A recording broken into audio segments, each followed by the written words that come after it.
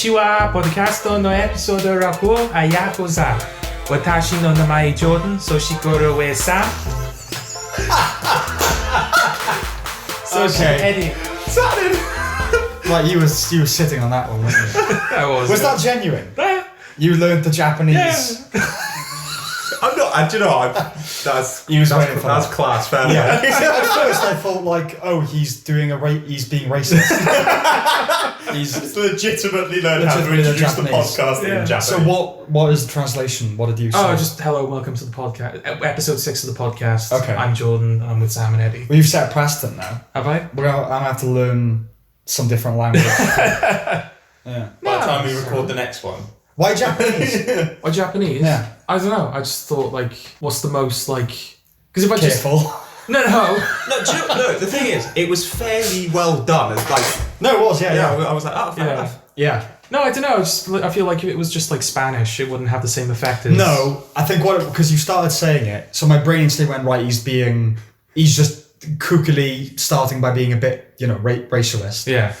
And then I thought, right, no, but he's sticking to it, and it doesn't seem like gibberish. Like it's got. No, it seems legit. Okay, so and then I clicked. Oh, he's genuine because you were saying it as well. Like I memorized this. I've got to get out now. I can't be interrupted. Yeah. I can't. Yeah. Just like he's learned that. Yeah. Apologies if anyone does speak Japanese and I butchered the pronunciation. I don't think anyone listening to us speaks Japanese. Well, you never know. Yes. You gotta think big. Think to the Pan-Asian. future. We're gonna appeal. We're gonna go big in the Pan-Asian market. Who knows? Maybe that'll be the first step. What? Like, Get big in Tokyo. Yeah. We'll hashtag The first, it on Twitter. The first 30 seconds of this, however long, 2-hour podcast is in my language. Yes. This podcast must now be, we must listen to it over here. I'm sure they'll relate to our rant about diversity politics in Japan. The thing is, we were talking earlier about, people, obviously, when they talk Welsh. Yeah. And, you're not really since I've been here, you're not really surprised if someone knows Welsh. No. They tell me. And I genuinely sat there and was like, if Jordan's known Japanese and I haven't known for the last, 6 years... I'll be honest, it would surprise me if it turned out that John spoke Japanese, but not in a big way. Not in any particular way. It's it seems like the kind of thing you would do. Secretly learn Japanese. Well, that's fair enough. Is Sega Japanese? It is actually, yes. Oh, there you go. Yeah. Perfect. Are you trying to find a segue? I was trying to find a segue. Yeah, that's fair enough. Yeah. All right.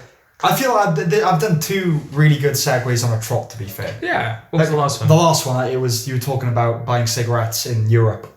And then I said... and you made that... I made the Brexit connection. Yes, okay. Oh, fair enough. Yeah, I'm doing all right segue-wise. Yeah, well, no pressure. It's not like you need to, from now on, only do good segues. No, I'll do... My next segue will be in Cantonese. Okay. The new Sonic the Hedgehog trailer. Yes, the second one. The first one that included the brand new redesign. Yes. Yeah. Now, George, you are a lifelong Sonic fan, aren't you? I am. It's kind of the only fandom I have left, I think. Right, okay. I think Transformers, I just kind of stopped. I didn't outgrow it because I think it was the Michael Bay films where I started to take an interest. So I was... Right, you started to take an interest with Michael Bay. That's when it got films. shit. No, that's the thing. I had no idea Transformers was a thing prior to that. Oh, okay. In that way, they kind of served their You must have known Transformers robots in disguise. You must have known maybe, that. but not as it's one of those things that's just out there. Yeah. Toys. Yeah. Yeah. I'm pretty certain I had a Transformer toy as a kid. I don't think I had one, but I certainly, whenever you would watch Fox Kids or whatever, all the adverts would be for toys, wouldn't they? Yeah. Well, I never had Sky when I was younger. It wasn't until I was a teenager where we had more than the 4 channels you get on British TV. I don't think I did, but my grandparents had Sky. Okay. So I used to go there after school and watch. My gran had Sky when I was younger. Yeah. No, I remember when that first started. I remember going with my uncle to Newport because he was installing it for someone, and it was a brand new thing. Oh, okay. Oh God, it must have been 6, 7. Yeah, when did Sky come out? I have no idea. It was a while back though. Yeah. Definitely. But anyway, back to... Yeah, well, I was just saying with Transformers, that's just kind of my interest in that ended. As with wrestling, I just kind of stopped wrestling. Yeah. And Doctor Who is a different story. But are those your 4 pillars of fandom? I think so. Okay. Obviously, I was when I was younger, I was into different stuff, but you are when you're younger. Yeah. I think up until I was 10, Thomas the Tank was my biggest interest. Okay. I mean, you never slag off Thomas the Tank Engine. No. I used to be able when I was. We'll run a train on your ass. There you go. When I was a toddler, I used to be able to just recite Thomas episodes by heart. Really? Yeah, the narration, the character, everything about. I used to be able. I memorized all the 150 original Pokemon. Yes. I used to know the order of all and recite that. You don't anymore. Not anymore. I know it starts with Bulbasaur and Bulbasaur, and it ends with Mew. Okay. But I can't. Yeah, that always confused me. The Mewtwo wasn't the final. Mewtwo and Mew. Yeah. But it's better rhythmically, isn't it? Mewtwo I suppose. Yeah. Yeah, that was my party trick. Okay. Now it's naming every country in the world, which right. I might do on a future podcast. Just list off every country in the world. So those were your 4 pillars of fandom. Yes, probably. I don't think anyone would self-identify as one, but if you're being honest, would you say that you're a fanboy of any of those things? Define a fanboy to me, because I've always been a bit... A fanboy? Because there's like an image of a fanboy. When you Yeah. say fanboy, people think of a very specific... Yeah. Are you in person. a Sonic subreddit? No. Well, a fanboy, I would say, or fangirl, isn't it? It was someone who takes a disproportionate interest in the thing of which they're a fan. Yes. Do you have Like, a it poster of becomes- Sonic on your wall? No, I don't. It becomes part of their identity. Yeah. And they will defend it against any criticism. Yes. I have Sonic figurines, but they were bought for me as a present. I didn't ask for them. Yeah. Okay. And you can't currently see the blue hair he's sporting in favourite No. Sonic. So it's and the fine. shoes and all that. Yeah. Yeah, I mean, I think Sonic, the original Sonic on the Genesis or Mega Drive, whichever part of the world you're from, I think that was my first ever video game. And it was Drive. Sonic Heroes and Shadow the Hedgehog were kind of the two. Sonic Heroes got me, made me interested in gaming. Right. And Shadow the Hedgehog made me a Sonic fan. Okay. So those are kind of the 3 games that sort of chart my journey into... See, when I was a kid, I had the SNES. I didn't have Sega. Right, or anything okay. like that. It's usually one or the other, isn't it? Yes. Yeah. So Super Mario was my I thing. see. I'm not a fan of it, but that was when I was that age, definitely my game. That and Bomberman. Yeah. And there was another game, I can't remember the name of it, maybe you can look it up. It's like you're a red circle with sunglasses and you're on like a beach. The Spot or something? Something like that. It's a 7-Up tie-in game, That's right. but I can't remember. I think it's just called Cool Spot. That's right. Cool Spot, that's it. Oh, that injected me with nostalgia. Cool Spot. Because it had like a, if I'm remembering correctly, it had like a Hawaiian sort of vibe to the music, Yes. you know? Yeah, Eddie's just got it up now. Oh no, it was either Hawaiian or it was like Beach Boysy surfing music. Yeah, he's a Definitely surfer Beach dude. Boys. Yeah, he's a surfing surfer music. dude. Yeah. Okay. Yes. It's interesting, a lot of... because with the trailer, obviously, out, a lot of people are doing reactions, and so a lot of people are sort of saying, like, oh, this is my relationship to Sonic. A story I hear a lot is people who owns, like, Nintendo consoles, like they own the SNES or whatever, and they go over to their friend's house, and their friend was the one who had Right. the Sega console. Okay. So they would get Sonic in, like, short bursts, Right. but it, like, sort of caught their attention. Okay. But yeah, so when the first trailer was released and they unveiled the design for Sonic, there was widespread criticism Oh, yes. in the online community. Yes. On the online community? Doesn't matter. In the In the online, yeah, I suppose so. online community. It just doesn't seem right. Because he had human teeth and his eye, it just didn't look like the Sonic from the games. No. It looked like... it just looked too human, really. It looked like... A blue hedgehog. Yeah, did it? Yeah, but that's kind of the problem. A blue hedgehog with human teeth that spoke. They just anthropomorphized the hedgehog as opposed to but like... they sort of... It's almost like... It's weird. I don't know what it's like for you guys, but for me it just kind of looked like there's like a guy in that body. you know? Right, okay. Like the head is... Obviously it's not a human head, but just the body looks very human. Not human necessarily, but it just looked very basic. Like it just looks like, that's for an animal, an anthropomorphized hedgehog. Like, there was no uniqueness or kookiness about, because Sonic has those eyes, doesn't he, that are very close together. He's got a couple of like iconic traits. One of them is his sort of singular eye. Right. He's got 2 pupils, but it's like kind of like old Mickey Mouse. Oh no, Mickey Mouse has always had 2 eyes, isn't he? Yeah, he's all that too. Yeah. Yeah, you get some characters. I suppose it's like Cars almost, where it's sort of like it's one eye, but they've got 2. And like the younger Sonic, the one that's always like on the classic games, he typically was chubbier, but since going into 3D, Sonic has always been a very lanky character, and they seem to like almost like beef him up a little bit. Okay. Give him like he looks like he's got muscles and stuff, and it's just Yeah. I didn't like. But this is interesting because, yes, I am a lifelong Sonic fan. I've played those games all my life. I still follow the franchise to this day. Whereas you two have basically no relationship with the character. None. I had Sonic Heroes on PS2. Yes. I don't think I ever really played it. Yeah. But I've played a Sonic game, but that is about the extent. Do you remember which one? Not a clue. Okay. I'm not a gamer, so I don't have a relationship really to any gaming property. Okay. But yeah, no, nothing. I remember Sonic. Obviously, you just know about Sonic as a child. Yeah. And I remember in the video game store in Ponty, Power Games it was called at the time. Yes. I feel like there was a big Sonic mural or artwork or something like that. Yeah. Because him and Mario were the two most iconic. Oh yeah, in the characters. '90s, it was very much Mario versus Sonic, Nintendo versus Sega. Yeah. So I knew of him. I knew it was a hedgehog. I knew that he went quickly. That's it, really. Yeah. Yeah. I never had like any cousins or anything like that that played the games. Yeah. So I'm approaching this film very much as a fan of the original material, and I'm seeing this like first and foremost kind of as an adaptation or as a new interpretation, whereas you two would be seeing it just as a film. Yeah. But I try and approach things like even things I'm a fan of. I try and approach if there's a film of it. I try and approach it as a film, not as a. I don't judge it on its adherence to the brand. I judge it as a film. If I'm a fan of something, as long as it kind of doesn't betray anything that the original established, I don't really mind. Okay. As long as it doesn't undercut anything. Yeah. Because I think we talked about it with El Camino. My mindset was, if this isn't good, my brain can detach it from Breaking Bad as a property. Yes. Yeah. It is its own thing, Yes. Which would be easier to do with the Sonic movie because El Camino was canon, whereas this is very much its own thing. Yes. It seems to just sort of take the imagery and like the stuff from Sonic and just put it in a real world and it has nothing to do with anything that's come before. No. Is there a canon in the games? There is, but it's just fucked beyond belief. Okay. It's convoluted now. Oh yeah, it makes no sense. Okay. There's like in some of the games it's on Earth and there's like humans present, and then on other occasions there's just like it's on Sonic's home planet, which is somewhere else entirely, and there seems to be no explanation or distinction between the two. Right. There are two characters in the game that have two separate origin stories. Right. Which from game to game it seems to switch back and forth as to which one is actually true. Right. Yeah, it's just like in one of the games they destroy half of the moon, and then in the next game on it's just fine. Okay. It's never been brought up again. Where is Sonic's planet?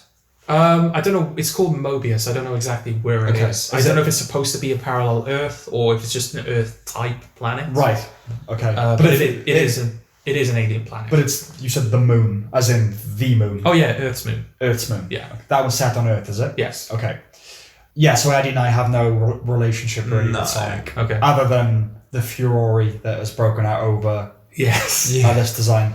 No. We'll get to what I think about that. Okay. Yeah. But no, I was going to say, it does actually... So I've got a cousin who, whether he still works in game development, he used to work in game development. Okay. Because I know at some point my mother will see that side of the family. I should ask him if he's ever worked on a Sonic game. Because I genuinely have no idea. Maybe. Yeah. I think I knew he worked on Forza 2. I know that much. Right. But I don't know what else he's worked on. Yeah. He's worked with different companies and stuff. Okay. Maybe. So it'd be interesting to find out. Yeah. Yes, so that's, I would imagine it's the same for you then, but your knowledge doesn't really extend past, it's now a film about a fast hedgehog that's blue. Yeah, and Jim Carrey, I recognise the whatever his character's called. Dr. Robotnik, right? Yeah. I recognise that from other video games like Mario Party or whatever, where they've got all the different, there's a bunch of different characters that they've got on one game. Oh, is it the fighting one? Yeah. Smash Brothers. Yeah. Smash Brothers. He's been in Smash Brothers for the past 3, I think. So okay. Yeah, I recognise the character from that. Yeah. But he looks nothing like Eggman is the problem. Jim Carrey doesn't look anything like... Okay, right, hang on. I don't know, how should we best approach this? Talk about the trailer or the idea of the film or the backlash? Let's just talk about the trailer. Let's just start with a new trailer. With the new trailer? No, the new trailer. Okay. The one that was released very recently. Yeah. Briefly, okay, so the first trailer that was released, the film looked dreadful. Yes. It looked beyond the design discrepancies. Yes. It really didn't look like a good film. And, these films tend to put their funniest moments in the trailer. And the funniest moments in this trailer were like, morbidly unfunny. Oh, yes. So it really wasn't a good advertisement for the film. No. So we've just watched the new trailer again. Mm-hmm. It looks significantly better. Yep. Yeah, you'd agree with that? Yeah. I don't think Again, design notwithstanding. We're design talking about the notwithstanding. film as a whole. The film as a whole. Yeah. I don't think it's going to be good. No. It has the ring of poor quality about it. Oh, there you go. Yeah. Sonic pun. Yeah. See, I know enough to get that pun. But yeah, it looks like tat. Yes. But it looks better than it did. Yes.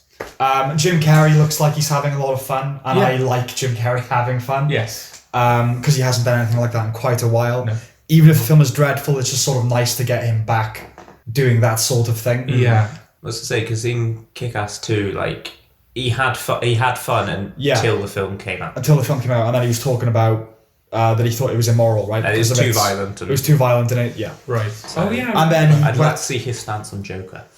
Yeah, and for the past 5 years or so, he's been kind of occupying this transcendental meditation space where it's all about he's kind of had his enlightenment by leaving Hollywood, and he's not doing that anymore. I swear Dumb and Dumber 2 came out in the last 5 years. Yeah, I think it did. But he's been going through this thing, hasn't he? He gave a lecture at university where he was just talking about being one with the universe, and I think he's clearly had a bit of a midlife crisis about fame and his career and that sort of thing, which is completely fair enough. He was on a talk show, I think it was Jim Carrey, and he said something like, I've loved playing the part of Jim Carrey. Right, exactly, like that. It's been a wonderful part to play. Yeah. Sort of indicating that, I'm done now. He was done with it. Yeah. Jim Carrey is no more, I am now me. He did a couple of Polish drama films. Yeah. Trying to exercise that muscle. Yeah. And now he's just back to being Jim Carrey. What was the TV show he did as well? Kidding. Yeah, was he Jim Carrey in that, or was he... No, that was sort of, I guess, in a way that was kind of addressing the character of Jim Carrey, but it was doing it in the show, he was a children's TV presenter. Okay. That was going through an incredibly rough private life. Yeah. And kind of putting together the family friendliness of his persona and the real darkness kind of behind it. Yeah. So that seemed to me to have been his version of kind of, this is going to be me deconstructing the idea of celebrity and that sort of thing. Okay. And I think that was Michel Gondry as well, who directed Eternal Sunshine of the Spotless Mind. All right. But he's very much Jim Carrey in the Sonic the Hedgehog. I'm trying to think of the last film I watched of his, that I really enjoyed. Like, in terms of... Chronologically, as in the latest that came out. That's a good question. Because... Mr. Popper's Penguins, perhaps? No, the first film that came to mind was Yes Man. Oh, okay. Yeah. That was a while ago. Yeah, we're talking 10 years ago. Yeah. I think the last film of his that I liked is Eternal Sunshine of the Spotless Mind. 2004. Yeah. I think Lemony Snicket came out that year as well, which I like him in. Yes. I think he's good for that character. Yeah. Well, that's a Jim Carrey role worthy of highlighting, isn't it? If someone was to be like, oh, what's Jim Carrey like? You show them Lemony Snicket. Yeah, I remember him genuinely being, as a child, finding him threatening, but in, a good, child-friendly way. Yes. I didn't like it when I was younger because it scared me a little bit watching it. Yeah. Jim Carrey does creepy. He has a weird quality, Jim Carrey. That goofiness can become creepy. Yeah. There's... He's just kind of made of elastic, isn't he? He's a bizarre physicality. But the Cable Guy, for example, would be a good... where he plays a really psychotic guy. Oh, yeah. But still doing the Jim Carrey thing. And then there's that film... where he's a magician. What one's that? With The Incredible Burt Wonderstone? Yes. Yeah. And that ends with him having been lobotomized. Oh, right. And it's the shot of him a vegetable. Zonked out, yeah. Yeah, and it's really unsettling. It's done as the punchline of the film, because he's the villain in it. Right. But no, it's just really this is horrible. This isn't, But, yes, he's back on form, it seems. Yes. Yeah. Which, another good thing, I suppose, comparing the first to the second trailer, seeing him in the first trailer, it just felt very much like, Jim Carrey was trying to get back to old Jim Carrey and just wasn't quite. Yeah. He just seemed the whole trailer just felt, especially compared to the new one, so slow and still and just sort of he's just kind of standing in the field talking over the general or whatever it is. Yeah. And it's just this feels like someone trying to do a Jim Carrey It's impression. a gesture towards Jim Carrey. It's a gesture towards Jim Carrey. Whereas in the new trailer, it seems like he's definitely gotten back to it a bit more. Yeah. him like dancing and him shouting and screaming and yes, that's Jim Carrey. Yes, he's definitely Jim Carrey. It's one crazy fuck. So we're all in agreement that the new trailer, while not selling the film as good, is better than the original trailer. Absolutely, yes. And I'm in because it was always going to get a positive reaction because the design is better and it's closer to what Sonic looks like. I might even go as far as to say that it looks like a valid like looks, it's not like the original film Sonic where it's just this bizarre, like, what the fuck are you... Right. What is this? Okay. It looks more... It looks like Sonic. Yeah. It does. It wouldn't look out of place in a game or anything. It looks like the character. No, fair enough. What was I saying? So you're going to have to help me because there's so much... There's so much character. I'm just going to lose track of everything. People were always going to like the trailer. Yeah. Yeah, they were always going to like it because... It was always going to get a positive reaction because of what the character now looks like. Right. But it does feel like they kind of brought out the big guns for it. Like, the song is more... Like, Gangsta's Paradise was in the first one. This one feels more... While... Is it a 90s song? I don't know. I'll have to listen to it again. It's got Ramones. No, it's Ramones. Ramones. No, it's not 90s. It's not 90s, but the energy of it is very... Is it Blitzkrieg Bop? Is that the one? Yeah, that's the one. But that's like the thing that... So many trailers. It's such a generic song, but it's closer to the energy of Sonic. Yeah, okay. So the song is more appropriate, and I think because the trailer's obviously cut to the song, Ramones. The trailer feels more energetic as well. The general vibe of the Ramones suits Sonic, I think. Yeah. Which is quite punky, but very energetic. Yeah. Punky is energetic, but that kind of, it's cool energetic. It's not like dirty energetic like the Sex Pistols. It's kind of. Because the way he sings, imagine if this had been cut to the Sex Pistols. Anarchy in the UK, yeah. I am an antichrist. That would have been appropriate for the first one with that design.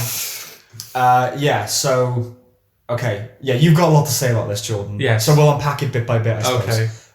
Because the controversy, I want to end on that because I feel like that feels like the finality to the subject. Okay. We'll talk about the character and the film, and then you move on to the stuff surrounding it. Okay. And then the topic is done, Okay. Just tell us your opinion about it then, and we will... Can I interject with one quick question? If this trailer had come out first and we hadn't seen the other one, would it have got the same reception? That is a good question. The truth is, I don't know. I think I still wouldn't have liked it, but I wouldn't have been as positive. No. I say positive, it's not like when I watched the first trailer, I felt almost vindicated, because I thought it was going to be terrible. Right. And it was more terrible than I was expecting. So it's kind of like, in that, I want a Sonic film to do well, obviously, because I am a fan. Yeah. But also, I don't want to make a Sonic film one day. So if this one does badly, then I can be the guy who comes in 10 years down the road and makes it good. Realistically, do you think the film could possibly be good for you? This film? Not healthy, as in to you it could be good. Are you saying this film was any Sonic film? Is there any way that it could be a quality production? Yes, but it would require a careful approach. I think. Because I think we'll get to the criticism. Yeah. But a lot of the fanboys who have criticised it, I don't think anything would please them by doing a Sonic film. The Sonic fan base does have a reputation for just, you can't please them. Right, okay. Nothing you do pleases them. Okay. But also, in fairness to the fanboys, this franchise has just been doing its own thing seemingly for years, and it's just constantly it fixes one problem and that just creates a new problem, so it's like... You said I've got no sympathy for fanboys and fangirls. Right. I just don't. Full stop. Okay. I think it's... I'm not defending the fan base, I'm just saying that when you see some of the games and some of when you know kind of the reason some games exist. Yeah. Like Shadow the Hedgehog, they give Shadow a gun, and that's a major part of the game. Right. It's you run around firing guns at people and stuff. Okay. Which sounds ridiculous for Sonic. Yeah. But that that was made because there was apparently a group of people who were like, oh, we want guns in Sonic games. Right. And they were like, well, we can't give Sonic a gun. Sure. So we'll give one to Shadow. Okay. And then that came out and everybody was like, what the fuck are you doing? Why has he got a gun? This is so stupid. Okay. So you can imagine people at Sega going, you can't please them. I think the thing people outside going, you can't please them. The thing with fandom is a legitimate thing, but whatever you want to call it, super fandom. Okay. The problem with that is, it's tied up in usually a childhood experience of that property or a nostalgic experience of that property, right? Yeah. And so every new thing that comes out, they're expecting that level of satisfaction. Yes. But by definition, it can never be recaptured because it's tied to their youth. Yes. They will never feel that way about anything ever again. Yes. I will never, so my favourite films, I will never see a film again that I will like more than those. Yes. It won't happen. I'm past the age where I can have that experience now. Do you know what I mean? Yeah. Your favourite film, your favourite song, it comes to you at just the right time. And it's imprinted in you forever. And so you have all these people that played Sonic as a kid that, you know, and they've sustained that obsession. Yes. And so, yeah, but when you build up expectations that high, how can they be met? Yeah. You know? Yeah, Yes. so I would say I've also got, like, my favourite game. Yeah. Franchise brings out more games, and I still don't enjoy them as much, and I have played like some of them since. Well, Grand Theft Auto, for me, that would be a good example. So Grand Theft Auto 4, like that, if not my favourite game, it's high up there. Because I was the right age for that when it came out. Because GTA 5, which came out 6 years ago, which I really like, and I can acknowledge that it's mostly a better game than GTA 4. Yeah. In loads and loads of ways. Yeah. But I will never like it more than GTA 4 because it was the right time for Yes. You know. Yeah, carry on. What was I saying? I don't know. Sonic. I was ranting. Yeah. No, but like another problem with the franchise is it does pander. Like there is now they've now basically created an alternate continuity specifically dedicated to the Sonic that was in the old 2D games. Because I think it was for the 20th anniversary, they brought that Sonic back. And it was like, the game was, they brought back like a bunch of old environments from older games. And you had like the classic Sonic from the Genesis titles and the Sonic that exists now, both going through the games, and you kind of played them alongside each other. Okay.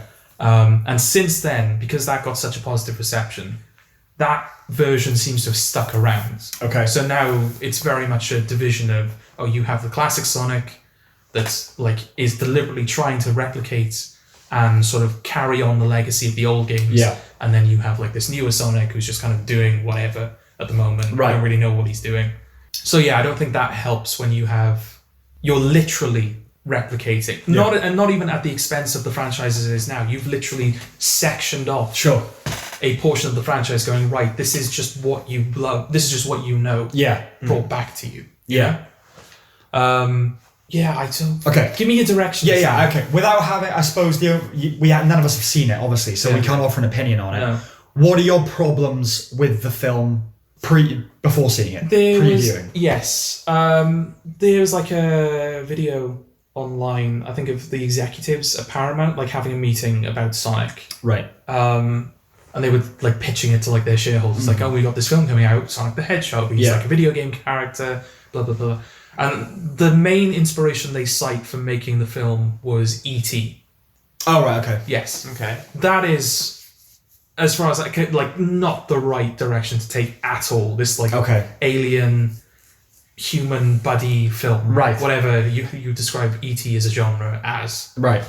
Well, also, it's the same as, Joker basically adhering so closely to being a taxi driver homage. Yes. If you're going to say, basically E.T. is what we're aiming towards, you're setting yourself up to fail. No, E.T.'s never been done better than in E.T. There is that. And also there's the fact that, not only is it a video game movie, which, we still haven't had a good one yet. No. You've also got, it's also It's not possible. We can talk about that, but go on. Okay. It's also a CGI live action hybrid film. Yes. I don't think there's many good versions of those. No. You think of those, you think of like Smurfs and Alvin and the Chipmunks. The best one is probably Paul, and that's not. It might be Paul, Roger Rabbit, if that counts, I think. It's not CGI, but yeah. Yeah, but like it's sort of like humans and animation interaction. Mary Poppins then, because that has that sequence where they there's a bunch of dancing animals, right, and singing. Yeah, but they're not really. That's a sequence. That's not. It's sequence, yeah. But yeah. Like where an animated character and a human character are kind of the protagonist, the shared protagonist of the film, I think. If you want to, however you want to break that down. I don't know, I've got a pretty high opinion of The Adventures of Rocky and Bullwinkle. Oh. I don't. No, you don't. You specifically brought up the De Niro scene. Yeah, because it just reminded me of him being in Joker, because they make him, he plays the villain in Rocky and Bullwinkle. Yeah.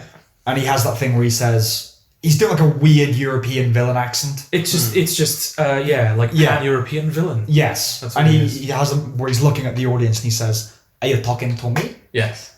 Well, there's nobody else here, so you must be talking to me. Yeah. And it's like, why are you letting them make you do this? Yeah. You know what I mean? It's just like, anyway. Yeah, no, there hasn't been a good CGI live action hybrid. Yes. That springs to mind. Yes. No. So you're dealing with genres that are not well charted. Well, not well commented, I should more say. Genre. Yeah. But also, that doesn't feel like... Okay, it feels weird to say this is what Sonic is, because... Yeah. Who are you? No, I didn't mean that. What is Sonic? No, it feels weird because, the franchise has gone through a lot of different... Like, if I were to just... Especially after the games go 3D, if I were just to pick, like, 5 games that sort of happened alongside each other and just kind of explain them to you, they're all completely different in the way they approach it. And okay, so there's no right way to do Sonic. I think, for me, it's kind of like the Doctor, where there's a right approximation. Okay. You know when... There's not one right way to do it. There's not there one... are many... there's not one right way to do Sonic, but you know when you're not doing Sonic, if that makes sense. Okay. I think that's also just a product of, like, he's been around nearly... I think next year is his 30th anniversary. Right. He's just been around for so long. Think? No, Fuck me, Sonic's old. Yeah. 91 the first one came out. Okay. So that'd be 30. In 2 years' time. 2 years' time. Yeah, so I think it's just like a byproduct of being around for so long. Yeah. Is you just kind of end up doing different things. Mm-hmm. Like with Scooby-Doo, which we may mention later. Yeah. There's like so many different versions of him now. Yeah. Is that CG actually? Exclusively though, it's not a live action hybrid. Yeah. No, but I'm thinking of the live action film. Oh, right. CG, yeah. Yes, that's the hybrid. Yeah. Would you class those as good? I last saw them when I was the right age to see them, so I couldn't really offer an opinion. It worked for me then. Yeah. I'll say that. I mean, it's not great. And the second one's definitely not great. All I remember, the first one, I remember Rowan Atkinson being the villain. Yes. And I remember a big, Mexican wrestler villain. Oh, yeah. That falls through a massive aperture in a cave. And we discover that Scrappy-Doo was inside Rowan Atkinson the entire time. That's right, yeah. Okay, well, you just reminded me of that. So that's all I remember about the first one.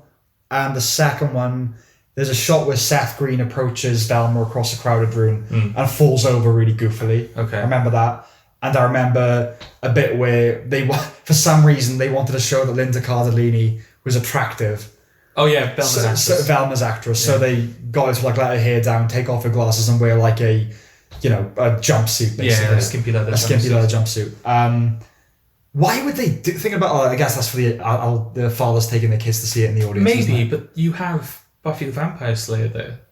Yeah, playing Daphne, unless that was kind of supposed to be a clever subversion. You think Daphne's going to be the sexy one this time? Yeah, no, it's Velma. Well, yeah, maybe. Anyway, back to Sonic. Yeah, yes. We'll get on to Scooby-Doo later. We'll get to Scooby-Doo. But on literally no other podcast will you hear conversations about identity politics and Scooby-Doo. I mean, in fairness, they're not in the same episode, unless you want to revisit it. No. Oh, we might do actually. Go on. Scooby-Doo has an identity crisis. They made Scrappy Rastafarian now. Imagine. Again, remind me. I made. Oh god. Oh come on! The Jamaican accent was conceived to say the phrase "Scooby-Doo." Because they're big on doobies, aren't they? Oh, there you go. That's I was going to say with the first live action film, that they gave Shaggy a character in track called Mary Jane. Yeah. I actually, until you pointed that out just now, I didn't get that. Because again, I haven't revisited them. I'm sure if I'd revisited them recently, I might have got it. Yeah. But there you go. Okay, so there are many right ways of doing Sonic. But there's just many ways Sonic has been done. Okay. Not radically different, just they've done slightly more serious versions, they've done slightly kookier versions. Yeah. There's no it feels strange to say there's no one right way of doing it because there isn't really, but there is a right ballpark to hit. Sure. You're going to have to remind me where I was going with that. Well, I imagine you'd be delineating the contours of that ballpark. Well, what was the question that led to it? Because I was making that point to support like the ultimate. What are your problems with the film before seeing it? Right. This is just a disaster. This is fodder for the cutting room. Jordan has developed memory loss. No, you just have so much to say about it. You can't say one thing. Yeah, it is. It Okay. genuinely is. I think the point I was going to make is yes, there's no one right way of doing Sonic. But there's a ballpark, but it feels like they're not even operating in that ballpark. Right. They just looked at Sonic. They looked at a picture of Sonic. Sure. And they went, oh, we'll do that. Right. They didn't didn't play any of the games, nothing like that. Because there's no it's just Sonic. It's Eggman, who doesn't even look like Eggman. It doesn't matter. No, it doesn't matter. No. In the new trailer, there's like a brief bit the first trailer, yeah. No, in the new trailer, there's like a brief half a second. Oh, is it when he's got the red outfit? Yes, yeah. He's wearing a red outfit, yeah. But he's not bald. No, in the first trailer he's bald and he's got a mustache at the very end. Yes. But everyone went, okay, that's post-credit. He's just going to look like Jim Carrey for the whole film. He's not going to look like Eggman. I think he will look like Jim Carrey for most of the film, but I don't necessarily think he'll just be post-credits. I think that red coat is going to... I think that's like finale. Yeah. That's at the end of the film he's going to look like that. Yeah, but not post-credits. Something's going to happen, and then post-credit will be him with the goggles. Yeah, because that looks like it's on Sonic's planet, doesn't it? It does, yeah. So they're setting up the sequel that's him on Sonic's planet. Yes, exactly. This is kind of how Eggman and Sonic, how that starts. Yes. Because, they confirm in the new trailer that they don't know each other. Yeah. Because Jim Carrey freaks out when he sees Sonic for the first time. Yes. But yeah, it's just I don't understand why you have 30 years of material and you have... No, you do. Okay. You have 30 years of material. Okay. You have all these potential stories or characters and all this stuff you can work with. Mm. And they just took Sonic and they were like, right, he's in the real world now. Yeah. Eggman is not going to look or act like Eggman at all. No. And that's it. We're going to have a human character just they're just going to be the main character. You say they've got 30 years of material to work with. Yeah. But as far as Sonic is concerned, isn't that the equivalent of giving me 30 toilet rolls and saying, build a house out of that? You having a go, Sam? You're having a go at the only thing I love. You could do a lot with 30 toilets. You could. I don't know much about Sonic, obviously, but you before have kind of tried to outline the mythology to me. Yes. And it doesn't seem... Okay, I'm not saying it's not rich, but it doesn't seem inherently rich. If anything, it's too rich. There's too much mythology. There's too much there's too much that contradicts itself as well. Right, okay. So it's what do you extract to make a good film? Because yes, it does ultimately have to work as a film and not as a Sonic film. No, and I respect that. Yeah. I respect that you're not just making this film for people who know who Sonic is. You're making this for... You want to draw in new fans. Yeah. But that's the thing. The original... Well, I say the original film. The film. Yeah. Because that's another thing with this new trailer. Sonic is very much front and center. Yeah. Whereas in the old trailer, he's barely in it. Right. Which could be... It could have been them trying to hide the design, maybe. But I don't think hiding design. I think they were just holding him back. No, just the CG wasn't finished, so it's I can't show off too much because it isn't finished. Yeah. But also, it ties into something that annoys me broadly, and that's that when you have stuff like now Sonic and Alvin and the Chipmunks and even Transformers, where they're non-human characters, even though they're anthropomorphized. Yeah. And they. So you couldn't eat them, could you? No, I couldn't. No. Even though they're anthropomorphized and they have these very human characteristics, they're not human. Therefore, we need to give them a human person to be the main character of the film. Because you can't empathize. But you see the logic, though. You see the logic. Yeah, but why are we still doing that? You need a person to be you in the situation. You need someone I'm not saying whether it's valid or not, but that's the thinking. Is a story about just Sonic fighting Eggman? Is that just too out there for someone to... do they need a surrogate in that story? It's not a surrogate. Well, yeah, but that's the thinking, isn't it? The thinking is, we need, especially the people who are unfamiliar with Sonic, we need someone to represent the audience that would be, because, you can maybe identify with Sonic, but he can run really fast and he's a blue hedgehog from another planet. At the end of the day, I'm going to relate more to the guy that's, what the fuck is going on? Yeah. Yeah. But there are characters like Tails. Tails could be the audience surrogate character, Sonic's best friend. But Tails is whatever it is. He's a fox. Yeah, I'm not a fox. No, but that's the problem. Sorry? Is Tails going to be in? Not as far as I can tell. It looks like it's just Sonic and Jim Carrey. Not Knuckles the dog? No, stop it. Stop it. Knuckles now. looks like a dog. He does not look like a dog. I'll grant you he does not look like an echidna, but he does not look like a dog. He looks more like a dog than an echidna. No. Yeah, he does. No. He does. No, He you're does. being stupid. Poor now. design. Poor design. You're being stupid now. It's poorly designed. He was supposed to be Rastafarian. Well, Knuckles. Yeah. Was he? Yeah. What happened? I think they just decided. Has he got against dreadlocks? it. Yeah, that's what they are. All right. Okay. Looks like a dog. In one of the old design manuals, it's got him like speaking, and it's clear, like from the way they've spelled the words, it's clear he's speaking in a Rastafarian accent. Okay. But they kind of just dropped that. Okay. And like in the when he was in like newer games, they gave him like whenever you were playing exclusively as him, they would give him like rap music in the levels. Okay. So yeah, there was like a thing like, oh, Knuckles is supposed to be like the black guy of the franchise, but they dropped that. But he's red. Yeah. Yes, they dropped that pretty quickly. Okay. If that ever was indeed truly a thing. Yeah. Fucking help, Sam. Things to You say. get so lost. I do. With the film, what's your problem with it? Oh yeah, why do we need a human as the main character? Because Sonic is not, even though Sonic is in a lot of the trailer, I don't think he's going to be in the film a lot. Yeah, he will. He will. No, he'll be like, it'll be like Pikachu, where you have Tom the cop, James Marsden. Yeah. He will be doing all of the protagonist stuff. I don't know about that. And Sonic will be standing next to him being quippy. I don't know. I suspect not. Okay. But that's how these films go. And that's another thing, that's another problem I had. It's just, it feels like, oh, we have Sonic. Oh, let's just put him in generic live-action CG hybrid film 25. From the trailer, it looks like he comes here from another planet. Yes. He's enjoying being Sonic. Yes. He runs around the baseball stadium, yeah, the field, and then that triggers a power outage. Yes. Right? Oh, yeah, also, he's not electric. I don't know where they got that from. They've given him, like, the Flash powers, where the Flash is, like, electric when he runs. Sonic has never been able to do that. That doesn't matter. No. Because if the whole point... We'll get to the minutiae. If the whole point of having Tom the cop is, oh, we need human surrogates so they'll understand the story, then why are you... That's not Sonic, though. What's that got to do with it?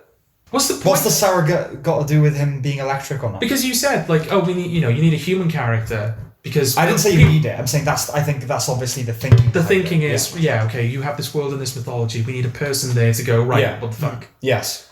But what's that got to do with his electricity then? Well, that's an invention. That's nothing to do with. Well, so is Tom. Games. Tom's an invention. Yes, Tom is an invention. Right. And he sucks. Anyway. Go away. I don't want Tom. I want to see Sonic. This is what they do in films. He's running around. Yes, but why? He's running around the baseball field. There's not even a question about Sonic. This is not even a question about Sonic anymore. Why?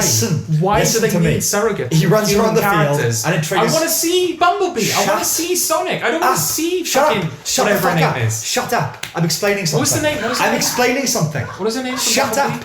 The girl. He's running around the baseball field. I can't remember the actress. And it triggers a power outage, right? Right. So clearly, I would say that we're from Sonic's perspective of him coming to Earth. Yeah. He's enjoying himself. He tries, and then he meets the James Marsden character. Yes. So usually in that type of film, you'd be following the Marsden character, right, who like there's a noise in the shed, and he goes in the shed and it's Sonic. He'll cut back and forth. Maybe you'll get a bit of Sonic, you'll get a bit of him. But I don't think it's fair to say, especially not having seen it, that Sonic is just going to be the quippy. I think he's definitely going to be the protagonist. I don't know. 100%. And Tom will just be like the vessel for the audience. Ben Schwartz's name isn't even on the poster, though. You know. Well, no. What names are on the poster? James Marsden and Jim Carrey. No one knows who Ben Schwartz is. Do you know what I mean? No, people know who he is, don't they? Well, yes, we would know who he is, but I don't think he's certainly not well known enough. I have his no name. idea. Yeah, exactly. Is Parks and Rec his biggest role? Pretty much. Because he does DuckTales. No, he was on specific order. House of Lies. He was on as well. Right, Don Cheadle show, I think. To be fair, Parks and Rec is the first of things. Yeah, that's probably what he's most famous for. But he's not. It's certainly no James Marsden or Jim Carrey. No. So I get that. Yeah. Right. What were you going on about when you were trying to distract me from my point? Yeah, it's not even a question of. I'm not even talking specifically about Sonic anymore. Why do you need humans? Genuinely, why do you need a human in, like, I want to see Bumblebee. Why do I have to put up with, what the fuck's her name? Haley something. Well, Haley, I can't even remember. No, That's fucking annoying me now. Yeah. Seinfeld. That's the only Haley that came. Yeah, Haley Steinfeld. Why do I need to watch Haley Steinfeld be angry at her parents? Okay. Want to fix a car? Do you want a sincere answer to that question? Go on. It's because most people going to the cinema don't care about the mythology of Transformers and don't care about the mythology of Sonic. They don't care. So they need a way into that mythology. Okay. And the way in, as far as the studios are concerned, Yeah. are a human that can represent their interests. Okay, but So surely the film's job is to make you care about the mythology. No, why It's would to it make you care. Like, oh, you're coming to see a Sonic film, right? Well, okay, this is Sonic. This is what, you know. I mean, No, we're going to make you care The about film it. is not. The film is not a entry level to the Sonic mythos. It's just a film that's got Sonic in it. No, but that is part of it, though, definitely. Well, no, the same like with Transformers. My gateway into Transformers was the Michael Bay film, which has nothing to do with the mythos. No. It has nothing to do And with in that Transformers. film, at I'm large. pretty sure Michael Bay went, "What the boys like, tits and toy Right. cars." Oh, yeah. Exactly. Yeah, Exactly. And as loathsome as those films became, and as bad as they are going back to them, Yeah. it did its job because I liked it when I saw it, and it made me a Transformers. Okay, fan. okay, fine, but I don't think that was the film's intention. No. Was to like, let's get them interested in the wider mythology. No, but I'm sure that was like, oh, if this happens, then good. Yeah. The film obviously are not against it. Yeah. No. But I don't. The point is just to make an entertaining film that people will want to go and spend money to watch. Yeah. That's why it exists. Yeah. And with the Sonic thing, I mean, it's just because there hasn't been a Sonic film, right? Not a proper one. Not a proper one. So we'll do that. It'll bring in the Sonic people who will watch it and enjoy it or will hate watch it. Yeah. But either way, that's money in the bank. Yeah. And because it's an existing property and it's harder and harder to make anything original nowadays. You know? Yeah. I mean, the fact that it's James Marsden as a friendly cop and not a woman with a pair of tits. Yeah, that's nice. Yeah, it seems more child. Which Sonic has actually done before. It's really. Yeah. It seems more suited to its demographic than the Transformers films were. Yes. Because let's not forget, okay, they might be fun games, but they're for children. They are for children. Why? Because it's a hedgehog that goes fast. It's a children's game. Okay, this is an interesting. It is though, isn't it? And Transformers is. And Doctor Who is actually. If you and wrestling is. I'm just attacking you now. No, Right. it's for children. Let me ask you a children's question, film. Yeah. and try, if you can, try and just remove your knowledge of pop culture for a moment. Right. If I were to say, like, oh, there's this story. But there's nothing left if I remove my knowledge of pop culture. Don't be Sam. Okay. Try and answer the question. Okay. I say remove pop culture because I don't want you to turn around and go, but you know. This did that. Okay. Yeah. Alright. Right. Okay. That's exactly why this is happening. Yeah. This did that, so that's why they're doing it. Yeah. Right. If I say there's the story about this 3 foot tall blue hedgehog that can run at the speed of sound. Yeah, we've done this, I think. And he fights. Depends what we're doing. Yeah, okay. He runs at the speed of sound and Yeah. he fights this scientist who's trying to take over the world by turning his animal friends into robots. Right.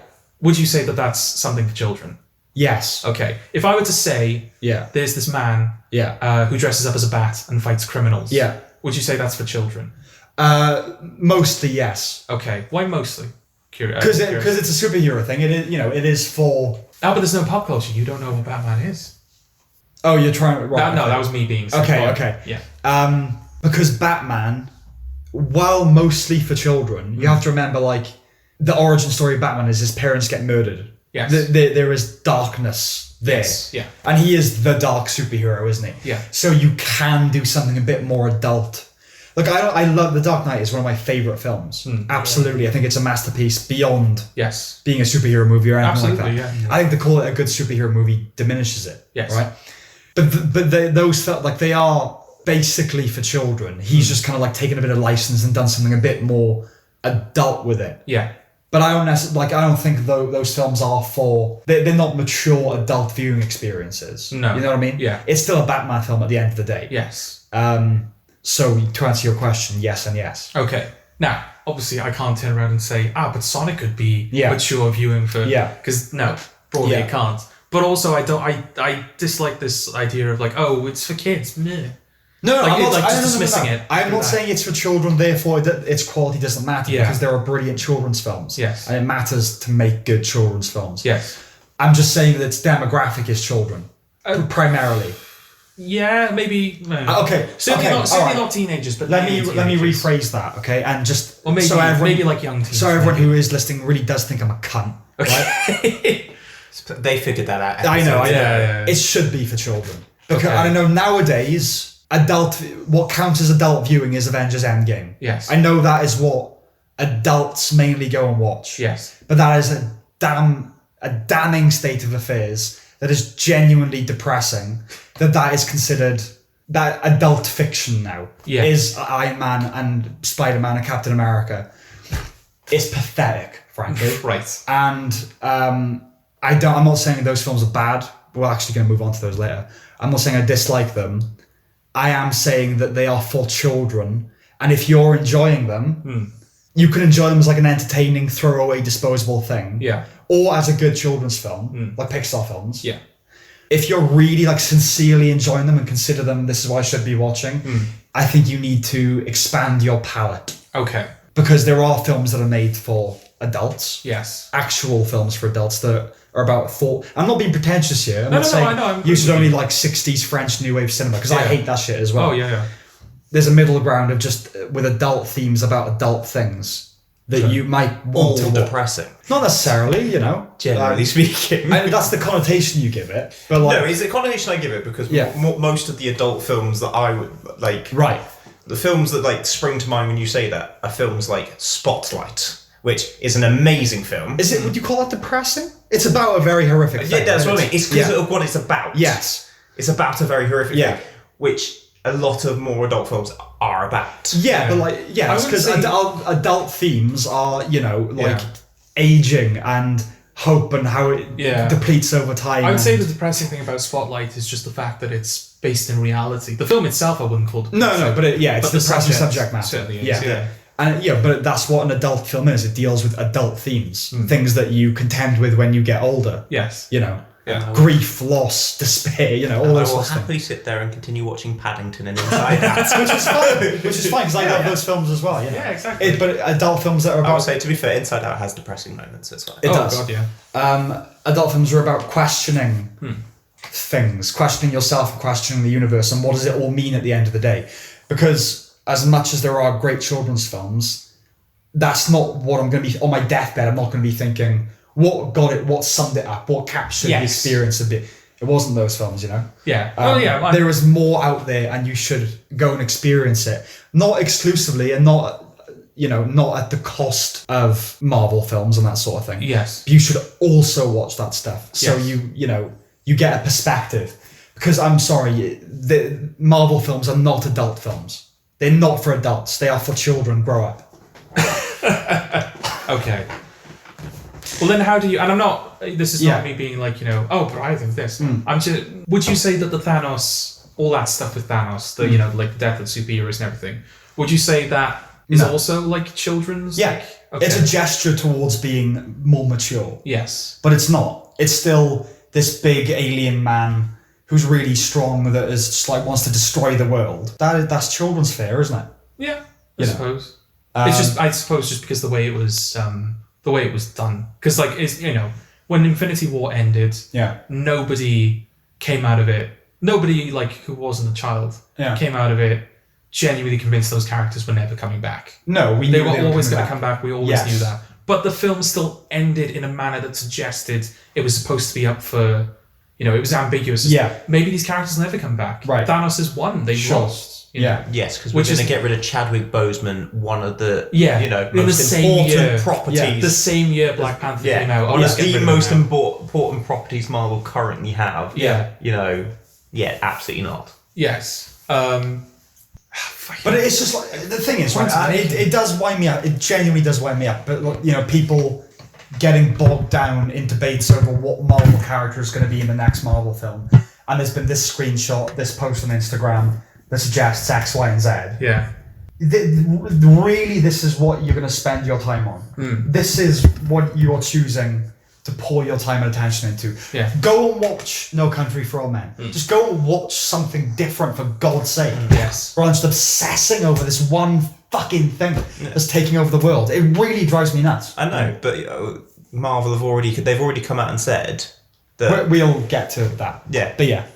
they'll say they've already come out and said they're going to do less Star Wars. Disney's already said they're going to do less Star Wars and more Marvel. That's the way it's going. More Marvel. Yeah. So you can't get more Marvel. No. Well, no, because you got to remember at the moment with the Spider-Man coming back, that means at the moment there's a year with 4. Oh yeah. And obviously Disney Plus is getting all of those. That's out now, isn't it? Yeah, but not in the UK, but no, but it's like over. Yeah, but like, so they're looking at the ways they can expand the MCU and everything that way. Yeah. And then going but now we will start slowing down Star Wars. We've given you too much of that. But you're pumping out 3 Marvel films a year, how many TV series, and that's not. Let's face it though, it's not. We've done too much Star Wars. Let's slow it down. It's that people they like it less, so we'll do less. It's not like we've had. It's because the Last Jedi was shit. It was, yeah, and rightly so. That is the right response, but it's not like there's more Star Wars than Marvel. It's like, we'll slow down the Star Wars, but No, it's because Marvel films are liked and they get good critical reception and people like them. Yeah, that's the thing. Like, Marvel doesn't have... There are people who don't like Marvel and there are people who speak out against it, but they're nowhere near the amount of criticism that Star Wars currently has. No, not at all. No. Which is probably why they're like, we'll stop doing the Star Wars, but we got to make our money somehow, so let's put it all in this thing people like. Yeah. But that's another thing, isn't it? Like, I do think objectively the Marvel films are better than the Star Wars films. Yeah. But Star Wars is so bound up in people's childhood experiences of it that expectation can never be met. Whereas Marvel, even though those characters, are pre-existing, this is something new. Yeah. So I think if 30 years ago there was a raft of Marvel films about Iron Man and Captain America that were beloved, these films wouldn't get nearly as good critical reception as they've been getting. Okay. Because it's all bound up in expectation. Yeah. So give it 30 years and we'll see how the next installment goes. Yeah, exactly. It will still be going in 30 years, I'm sure it will. Yeah, but it's just... MCU's Phase 12. Yeah. But it's just expected now, isn't it? I mean, it's been slightly strange not having any... Have we had any this year other than Endgame? Oh, yeah. We had Far From Home. Yeah. And there was one before that, wasn't there? Captain Marvel. Okay. We had 3 this year. For some reason... We've had 3 this year. For some reason, I thought they'd taken a break. There's no more this year. Yeah. It's November. But that's normal. It was the same last year. It's March is next one. Yeah, so they do that and then Star Wars comes out in the winter. Right, yes. Yeah, that's right. Oh, that's bad. I genuinely thought we were having a break, but we haven't had any less Marvel than I usual. thought we were having a break. No, you're Well, that just shows how ubiquitous it is. Yeah. The fact that you thought, a little break meant they were... Oh my god, there hasn't been a film since July. Yeah. But that's the thing. Like, these films just happen now. It's just a given, isn't it? And it's no longer a matter of whether the films are actually good. It's just how is it? It's arrogance is what it is. Yeah. It is arrogant.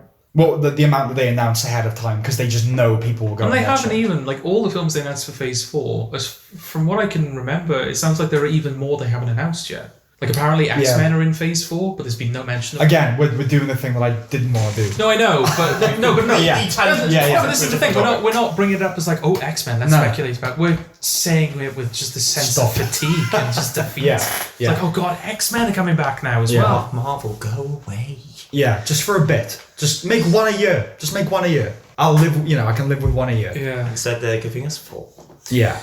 Plus all the shit that's coming out on Disney Plus as well, or unless stuff's moving over to that. How? I feel like we derailed from the Sonic. We certainly have. Completely derailed. Yeah. But I'm also aware that we've only been talking about Sonic. Yes. So this is we are an hour in. Yeah. This is going to be a nightmare to chapter because we just talked about one thing. I know. So I was thought, we've moved on to a different topic. Let's have a moment of... Well, okay. But is there anything else you want to say about Sonic? Yeah, there's a bunch of stuff I want to say. Right, the question is how much you can let me say. Well, I'll just say it and I'll tell you when to stop. All right. No, I'll tell you what I'll do. I'll talk about, because you've asked me a couple of times what my problem with the film is. Yes. And I kind of remember, have you asked me, what I think a good version would be? I think we're building to that, aren't we? Okay. Yeah. Yeah, can a good version of a Sonic film be made? Right. And I think it can. Okay. I've got my own ideas about it, but I think broadly speaking, there's 2 kind of directions which I think would be broadly valid. Right. Sonic obviously is a 90s character. He's a product of the 90s. His whole inception was he was supposed to be like this, the 90s answer to Mario. Right. It was Mario's big competition. Of course, Mario is just this kind of not generic, but just kind of this just kind of like clean mascot that you can just sort of impose whatever personality you want onto. Yeah. He's kind of like Mickey Mouse. He could have existed at any point. Yeah. You know, and could exist for as long as you want. Whereas Sonic, when Sonic came along, he was like, no, I have a personality. I'm this thing. Right. But it feels like through the games over the years, they've kind of tried to clean that up a little bit. Right. It definitely feels like, certainly with recent games, they've tried to Mario-fy him, for lack of a better term. Just make him like broader and more appealing. And, but I think like, I don't see the problem in just kind of like embracing the 90s-ness of the character a little bit more. Right. You know, I don't know if it's entirely applicable to this situation, but I think you heard the quote somewhere and you've adopted it in your own thinking, but you said like the more specific something is, the more appeal it has broadly. Yeah. If Sonic is just this kind of like vague collection of nice characteristics, you know, oh, he's heroic, he's brave, he's kind. Yeah. Then he's just kind of, he could be anything.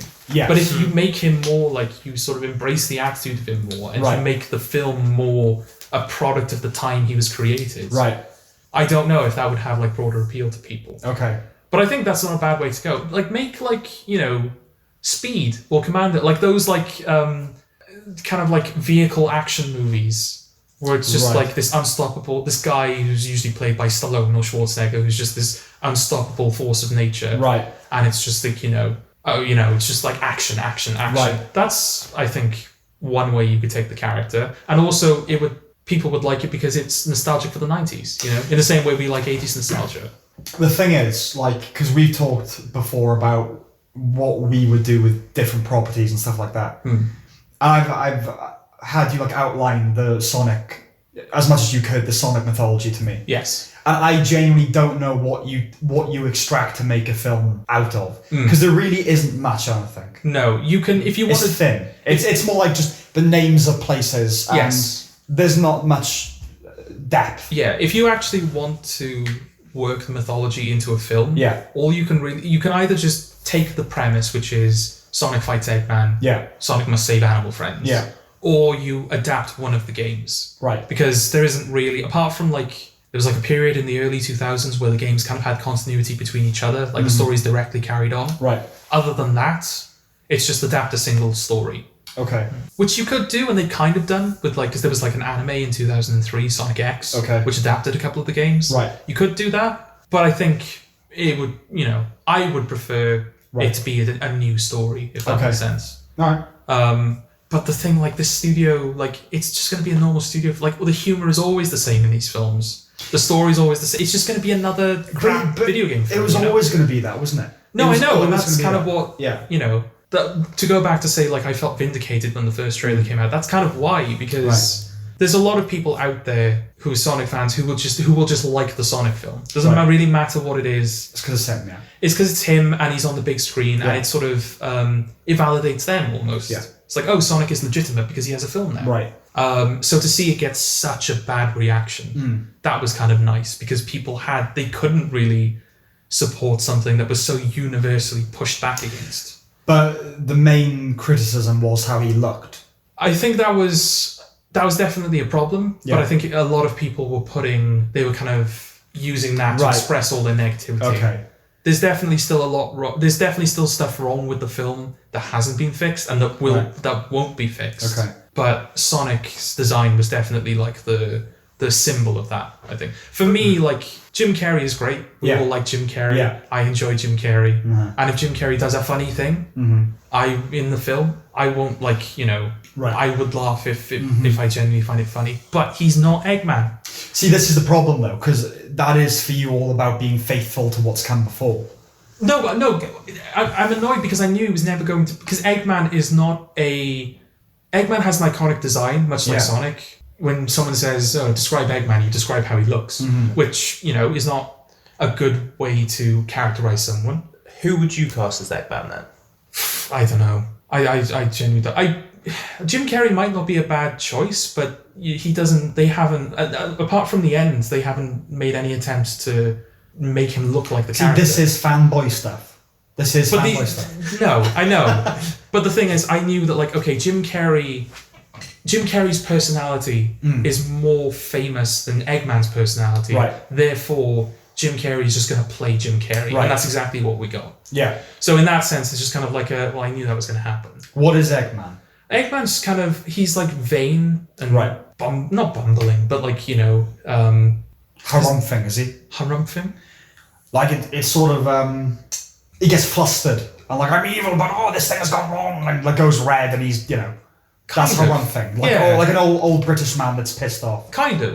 He's definitely partial to that. Okay. His vanity is definitely like the main characteristic of him. Okay. But yeah, just his just frustration when the plan doesn't work out, and his I'm not going to act like he's a Travis Bickle or a Walter White, sure. Where he's just this like perfectly crafted character where you're just like, oh, I know, like, they're examples of characters where if you do something slightly wrong, it's no longer the character. Right. Which of course Sonic and Eggman, as I said earlier, are not. Mm. But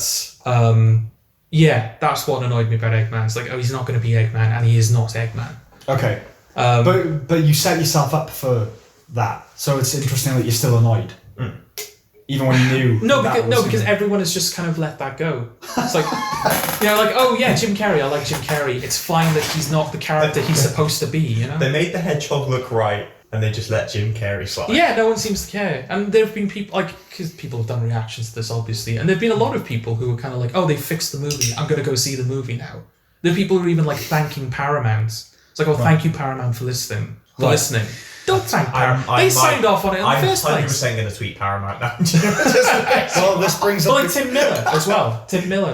Thank you, Tim Miller. Tim Miller was the one who told Sega, this design, we have to make this design because your Sonic doesn't work.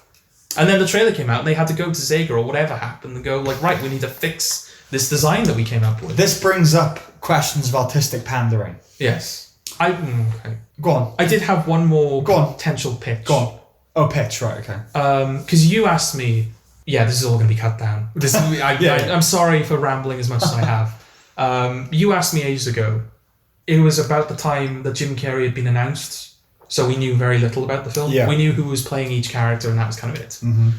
And you asked me, who do you think would be a great pick to direct a Sonic film? Right. Before I answered, you suggested Lord and Miller. Yeah. Phil Lord, Chris Miller. Yeah. The more time has passed, the more I think that is kind of... For me, I think that's the perfect choice to direct the film. Yeah, knowing nothing as I do about Sonic. No. When I think of it cinematically, I'm thinking Spider-Verse. Yes. That sort of feel, that design. That feel, that energy, that sense of humour. But also the thing about Lord and Miller, as astute people will know, is specifically their animated adaptations. Yeah. They tell the story of the franchise just as much as they tell the story of the characters that occupy it. Right. So so the Lego Movie, for example, the main sort of conflict of that film is the two ways that people interact with Lego. It's following the instructions versus free-form creativity. Sure. That's kind of like the point of the main thing of the Lego Movie. Spider-Verse. Mm-hmm. That whole film is about answering the question, who is Spider-Man? Yep. At the beginning, it's Peter Parker, and then as the film goes on, it becomes Miles Morales, and then at the very end of the film, Miles is like, oh, anyone could be Spider-Man. Sure. And that's the point of the film. It's like, who is Spider-Man? It's sort of like a mild deconstruction of that character. Sonic, I think obviously people love the character and they love the games, and it's the memories that they have with them that have solidified him as like a feature of what they like. Mm-hmm. But I think a lot of people have drawn to Sonic, or a lot of people have stayed with Sonic because of what the franchise has been through, almost. Right. The first game came out in a world where Nintendo and Mario dominated the video game market. There was no Microsoft, there was no Sony, it was just Nintendo. They owned everything. Mm-hmm.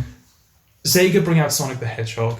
Sonic sells 15 million copies, becomes the face of gaming, right? Mm-hmm. For about 2 or 3 years. He was the first character to be represented in the Macy's Thanksgiving parade. Right. I've literally never seen you be more passionate. No, I get that. Genuinely, this is why I'm sat here going, don't cut it. Let's just hear this out. So you have that. I found a video once. I can't remember. I can't find it again. But they conducted an interview with a series of children. I think it was in New York City in 92. So it was about the time the second game came out, and they gave them a list of cartoon animal characters. Right. And they said to the kids, right, do you know who these characters are? more kids knew who Sonic the Hedgehog was than kids who knew who Mickey Mouse was. Right. I know that's only like a small group. But that's about at the height of his fame. And that's at the height of his fame. But it just goes to show, like, more people knew who he was than Mickey Mouse. Or at least in this part of the world. Mm-hmm. And then, so obviously Sonic was riding high. He was, like, ruling the roost. It was, like, a real like, Nintendo and Sega were making commercials specifically that trash talked each other. Right. It was a real war going on between the two of them. And then the games went 3D. Mario did brilliantly. He basically wrote the book on 3D platforming and how you, like, game in a 3D space. Sonic comes along, the first couple are alright. Mm-hmm. Then it starts to wane a little bit. Then it starts to go down, and then it just hits the floor. Right. By 2005, 2006, Sonic is a joke. Right. People hate it. They think it's ridiculous. This franchise has fallen so far. Yeah. And basically since then, it's just been like a series of like peaks and troughs. Right. It's like, oh, Sonic's getting better. He's coming back. Oh no, he's shit again. Oh no, he's alright. He's coming back. Okay. And I think, like, because the other thing Lord and Miller do is they manage to tell stories about the franchise as a whole in a way that's not completely up itself. No, yeah. The Lego movie is not pretentious. It's not, like, it's clever without being pretentious. Smart. It's smart, yeah, exactly. And I think that crucially is something that they could bring to it, is you could tell that story of, like, like this guy, this hedgehog who sort of came into the world on the highest of highs, hit the lowest of lows, and is just trying to, like, he's just trying to keep going now, you know? I'm just going to take the cocaine away from you. I feel like I'm talking faster as well. You are. You're like getting out of breath with how much you... Yeah. I'm sorry if this is hard to listen to, audience. But this has been great. Yeah, it's been good to see you in your element, really. Okay. If I was brought in as, like, do the Sonic film, again, know nothing about it, I certainly would make it embrace the mythology. It's about him. It's not about, I wouldn't slot in the human character. Yeah. One thing I'll say briefly as well, they've done that twice where they've inserted a human character in the story. Right. On both occasions, it's been critically panned. Okay. So I do that. And I would make Eggman look like Eggman. Yeah. So I do get why people are annoyed. Mm-hmm. It's more the intensity of the incense, you know? Yes. It's like, just chill out, get some perspective. It doesn't matter. If this film is bad, it will not detract from your fandom of Sonic. Well, now I feel like we can finally move on to that. Because you have... How strong is your opinion of the all the stuff that's been surrounding the film? It's just anything like this. I identify, I think a lot of people would consider me a big fan of film and television, but in general, of, like, I'm that guy. Yeah. And there are things that I love more, Breaking Bad I adore. But I personally, I'd never identified with the fanboy thing or the fangirl thing. I've never had that. I've never written fan fiction about my favourite.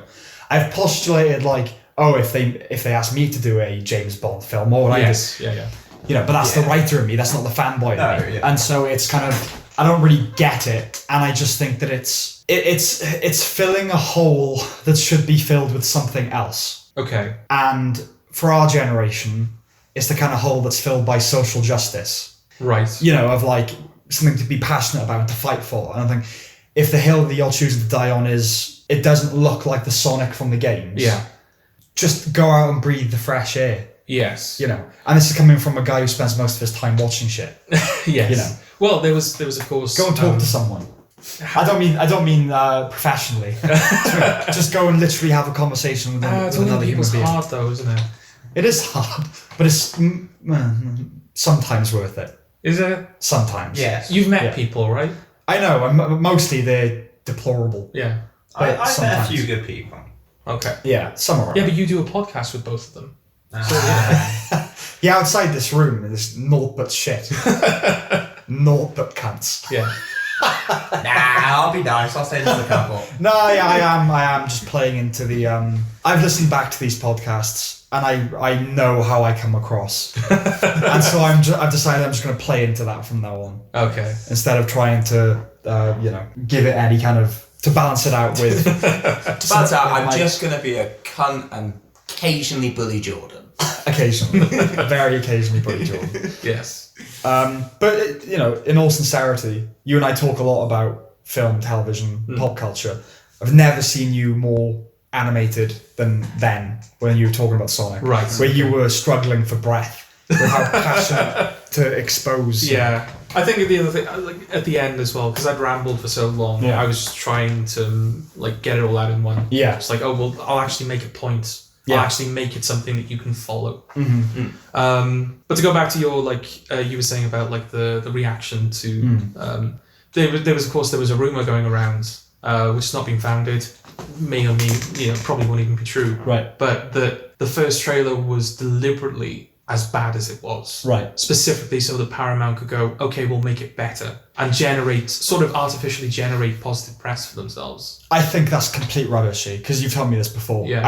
I don't know any reason to believe that. I can't think of any benefit other than the potential goodwill of, they listen to our complaints. But that's exactly what's happening. People are thanking Paramount for fixing the Sonic movie. I don't buy it. It's such a massively risky move for a potentially positive outcome that no studio would ever do it. No. We'll deliberately make it shit. Yeah. We'll delay it massively. Yeah. Yes. No way. And spend money. Because it's a conspiracy theory. It's not, Oh, it's definitely that. But like, it was originally supposed to come out November 8th, I think. Yeah. Which is when films start coming out, I think.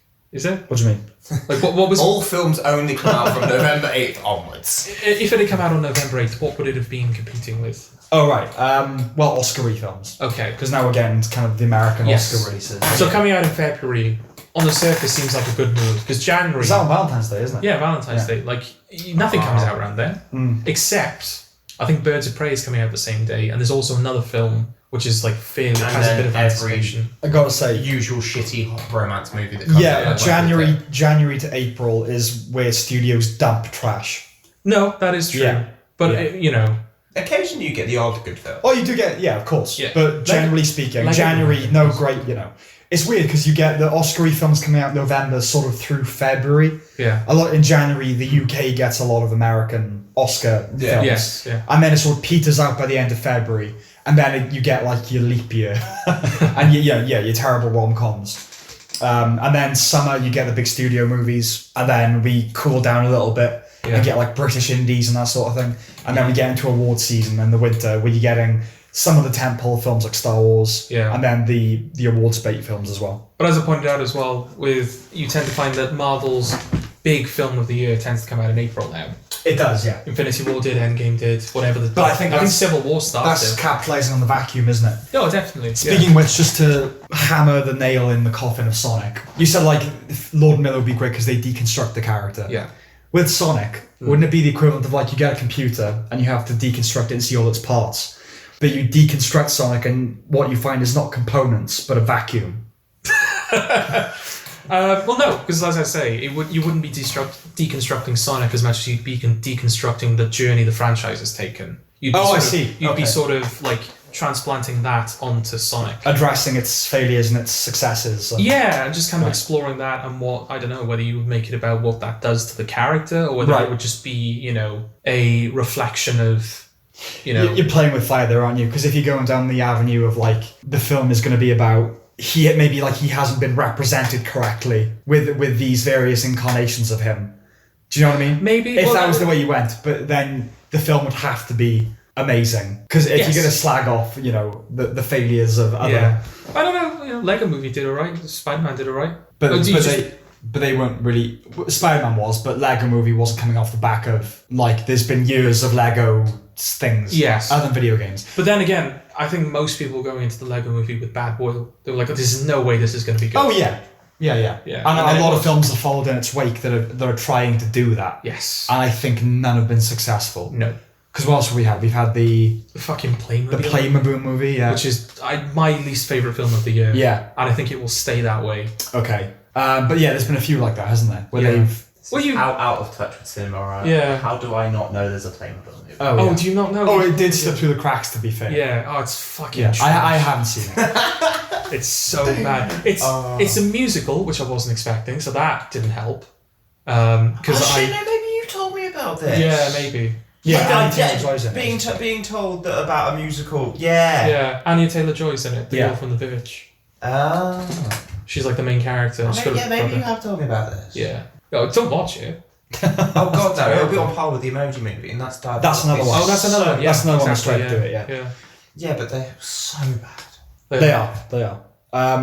But it's because, the Lego movie, it did have so much bad will go into it, of like, how can you make a Lego movie? And it did it well. So now it's like, it's justified all these things going, oh, we'll just try and deconstruct the idea of a toy. Kind of Dark Knight in that respect. Not on the scale of the Dark Knight, but just this film that sort of did as well as it did, and it's kind of... Films are now copying it, but not in the same way that films usually copy. It's like literally trying to be the same film. Yeah, Christopher Nolan has a lot to answer for, and I'm a big fan of Christopher Nolan. Yes. But with what he did with Batman, which is ground it in which you can do with Batman. Mm-hmm. Other people, Man of Steel, they try to do it, and Superman can't be brooding. Superman is ridiculous. Yes. It's a ridiculous idea. But now everyone's trying to do because he puts his glasses on and suddenly he's... Not even that. Just the fact he's called Superman for one. You know what I mean? He wears his pants on the outside of the suit. Because listen, you've got Superman, you've got Batman. Yeah, look, Batman's goofy, but you can kind of... What they did with that was, Bats terrified me as a child, and I'll appropriate that symbol, and become what I fear. And he, in the film, I don't think he's ever called... Maybe Superman was scared by capes. That's the thing, like, in the film, the first... Scared by red underwear. In Batman Begins, at least, mostly he's called the Batman, isn't he? Oh, yeah. What what you would call, the newspapers would call the vigilante. He's the Batman. Superman, it's hard to really ground that in a like a real world. They've never called him... Cavill Superman has never been called Superman. Really? I don't think he has. Even though the film is called Batman v Superman. Is he called... Oh, no, he might be called... In the first one, they don't call him. Oh, so yeah, Man of Steel, he's not. Yeah. The only way you can they sort of did that with Watchmen, with Dr. Manhattan. In between the chapters, there's like that newspaper article, and it says, the Superman is real and he's American. Yes. That's how you do it. And we've talked before about what we would do with Superman. Yeah. And I would try and, if I had to Nolanize it, I would try and do that. Of what would happen if something that was 10,000 times more powerful than a nuclear bomb existed? What allegiance does it have? Yes. Who does it belong to? What does it want to fight for? Yeah. Anyway, that was digression. Okay. Were you done with Sonic? Pretty much. Is there anything we want to say? You haven't given your thoughts on the controversy surrounding it, have you, Eddie? I don't know. I can't be bothered. I mean... Is it like, do you support the backlash or not? I mean, I don't know everything surrounding it. Basically, the original design didn't look like the game, and people didn't like that. That's it, really. Okay, in that regard... In fairness, I don't think it was just that it didn't look like it. It's that it looked bad in its own right as well. Yes, mainly it's because it didn't look like it. To clarify I would say so. Anyone listening, while we've been doing this, I watched the original trailer on my laptop with the sound off. Right. Yes. Okay. Just to refresh my mind on what it looked like and everything like that. Yeah. It looked appallingly shite. Yes. Yeah. Everything about it, or just the design? I mean, in general. I mean, I left the sound off because we were recording, but it looks like a bad film. Yeah. I can understand now what you said about it, Eggman and post-credit, because it's thrown in at the end of the trailer. Yeah. So I can understand that. But yeah, it looks shite. It does. It looks flat. Yeah. It looks quite cheap. Which the new one doesn't. The new one doesn't. And not so much. Yeah. It looks flat, and it looks like it's had a personality bypass. Like, there's absolutely no distinctive thing about it. Yeah. It's just another film. Yeah. Honestly, that's my only main concern with it going forward, is that there are scenes that will be in that trailer which are still going to be in the film. Yes, that's the problem. Yeah. That fucking... And some of those... Meow. Like the what is it, like not the pedophile joke, but like when they're standing outside the lifts. It's a pedophile joke in Sonic. No, it was like okay, we got a whole new level. No, he's like quality. He's standing outside the lift, and like Sonic's in like the sports car. And he's like, is there a child in there? He's like, oh yeah, but it's not my child. Right. Okay. He calls Sonic a child, but she takes that to mean there's an actual... Okay. It's not a pedophile. What kind of joke would you say, other than a shit one? It sort of is that. Yeah. Kind of. Yeah. Pedophile, kidnapping. That's still going to be in there. Yeah. The humour. That's the the humour is still going to be. Still be in there unless they've recut the film. I do actually wonder if they've reshot it, because there's a couple. They reference a couple of the scenes in the new trailer from the old trailer, and they do seem to be shot slightly different. I would say, there's a scene where he comes in with the gun and sees Sonic. Yeah. James Marsden. Yeah. That looks the same. Yeah, but if you look at the background, the camera looks like it's lower, kind of looking up at Sonic, which it didn't before. The other one I noticed was when he jumps out of the car to take out whatever's chasing them on the highway. In the initial trailer, he jumps out the top of the truck, lands on the road, and spin dashes into it. Whereas in the new one, he kind of hangs off the back of the truck. Yeah. Which, that's not just like changing the position of a shot, that's a different shot. Yes. So I do wonder what they've done there. I want to bring us back to the idea of artistic pandering. Yes, I wanted to get back to that, yeah. I mean, your views, should the studio have responded at all? I'm just surprised they did. Okay. I would have expected them to have just gone... it is what it is. Yeah, basically. Yeah. In corporate speak, whatever the corporate speak version of that is. But yeah. Here's your shit film. Yeah, it's just like, oh, this is, this is Jeff Fowler's vision, or this is what... Yeah, it's unfortunate that the fans have responded negatively to this design, but we've really tried to honour the character with this film and all that. We're taking the character in a different direction. Yeah. This is the direction we've chosen. So does that mean then that they're going for the idea of this will be the good video game adaptation film, or whatever you want to be fair, I think every film wants to be that, doesn't it? Yeah, every film wants to be by going back and reshooting or redoing whatever they've done. I see what you're saying. They're committed to it being a quality film. They're committed to trying to make it a better quality film, because generally speaking, video game films are bad. Yeah. I would say it was fear that motivated it. It was this immense backlash and thinking, oh God, we're either no one's going to come watch it because of this, or we're going to get review bombed. Yeah, and we're going to generate all this bad will. I think there was pressure from Sega as well, because there's a live stream that the Sonic the Hedgehog channel do like every week or every fortnight or something, and it's run by the head of their marketing team, and he's been on every single live stream. The day after, I think it was the day after the trailer came out, they had a live stream scheduled, and he wasn't on it. Right. And he turned up like at the very end, and he was like, "Oh, sorry guys, I've been in meetings all day." Just kind of brushing it off. Whereas they were frantically like, "Fucking what do we do? What the fuck do we do?" Yeah. Yeah. It is fear. Change it. Fucking change it now. Because they even used they've started using this guy who used to draw Sonic comics on the internet, parody comics, who's now he works on the character. There are cartoons they release alongside the games. He spearheads those. I think he's the one who redesigned the character. So I think Sega just went right, here's just use him. You got to think of the cost analysis as well, because they've got to try and work out, right, okay, we either keep him the way he is. Yeah. I think the film was already over budget as well. Before this. We either keep him like this with all the negative reception. Yeah. And just kind of bite the bullet in terms of a lot of fans won't come see it because of that. Or we pour all this money into redoing it. Yeah. And hopefully it will close the gap. Yes. And that will bring them back. I'm not sure that the expense, whatever expense it took to redo the film, will be justified in the end. No, I don't think I think the film's going to be a bomb.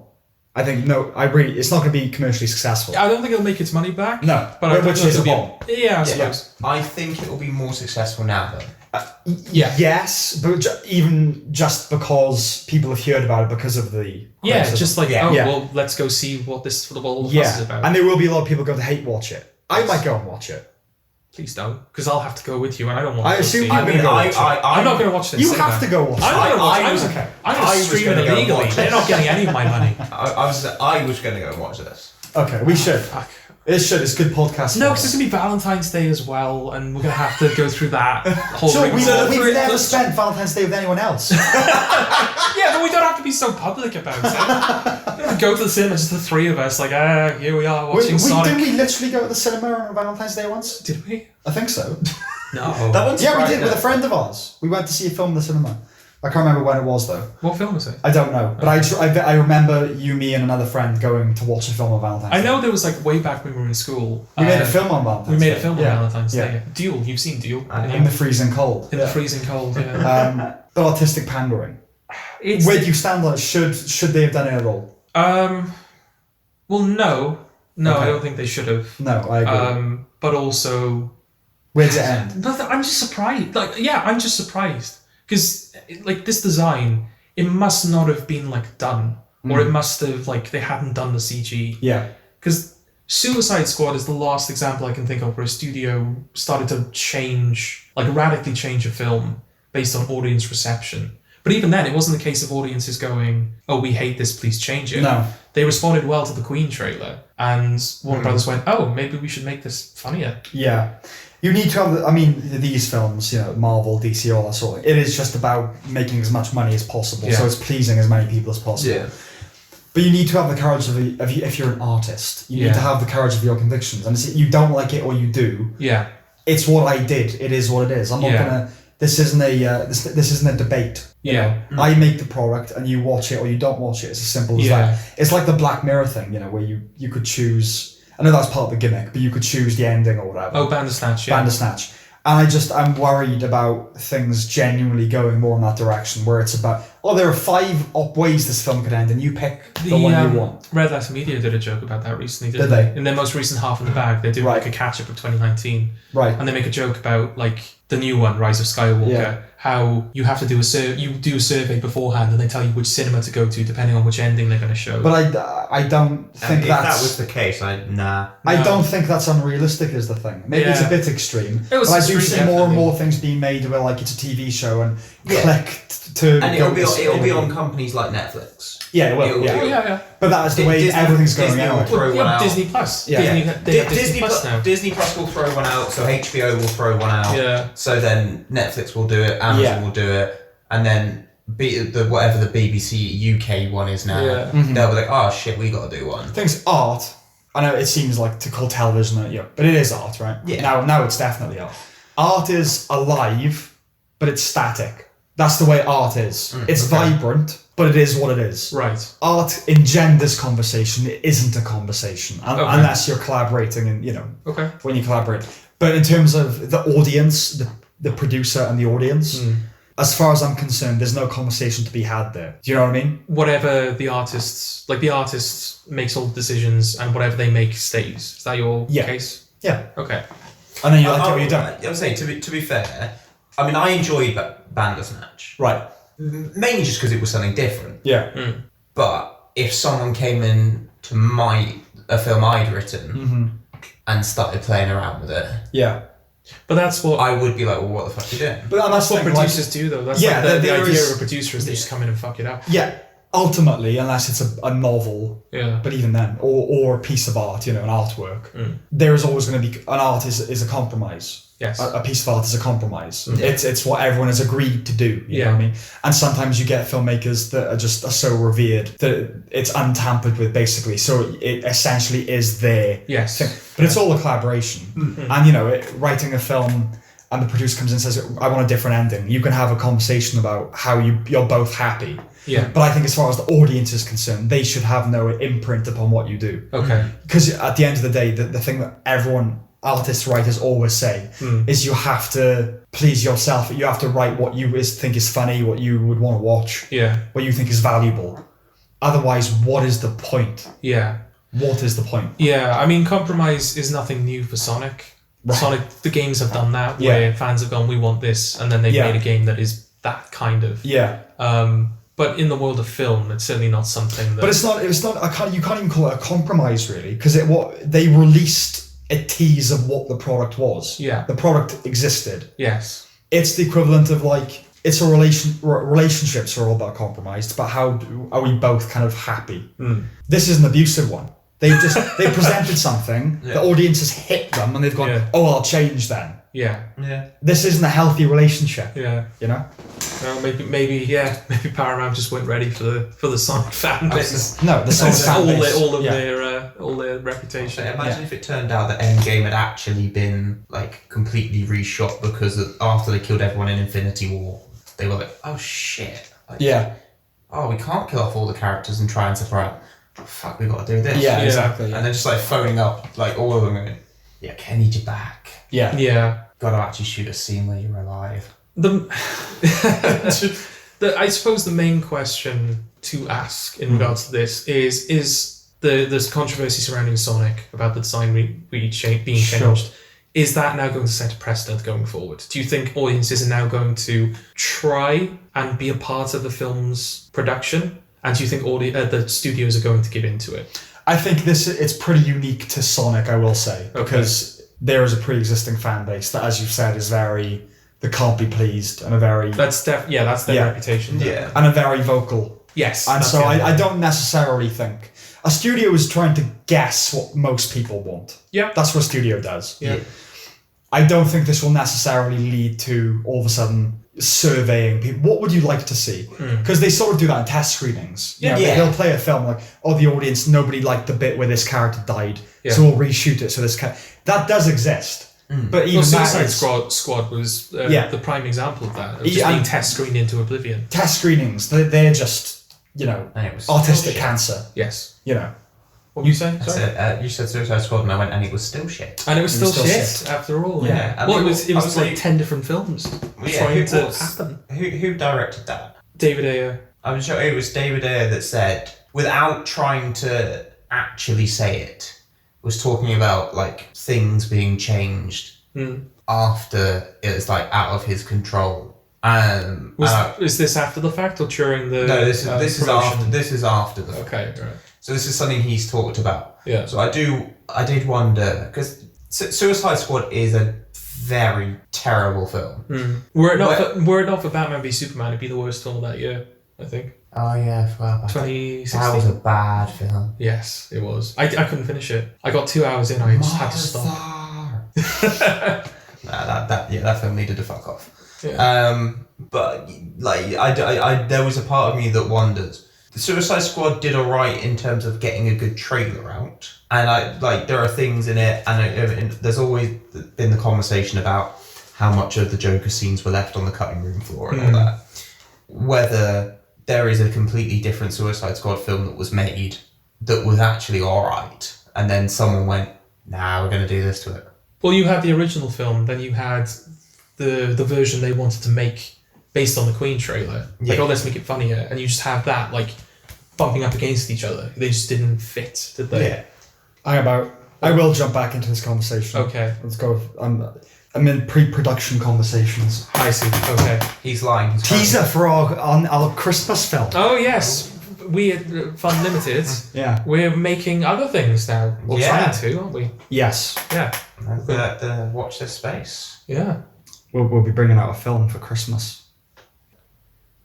Take that out. I want to talk a bit about Martin Scorsese. Yes. What he said about Marvel films. Can you get me the exact quote on your laptop? Martin Scorsese. I couldn't spell his surname to save my life. So Martin Scorsese was in an interview about his new film, The Irishman, and he was asked about Marvel films and what he thought about them. I think it might have been a complete non sequitur, but he said, "Many of the elements that define cinema as I know it are there in Marvel pictures. What's not there is revelation, mystery, or genuine emotional danger. Nothing is at risk."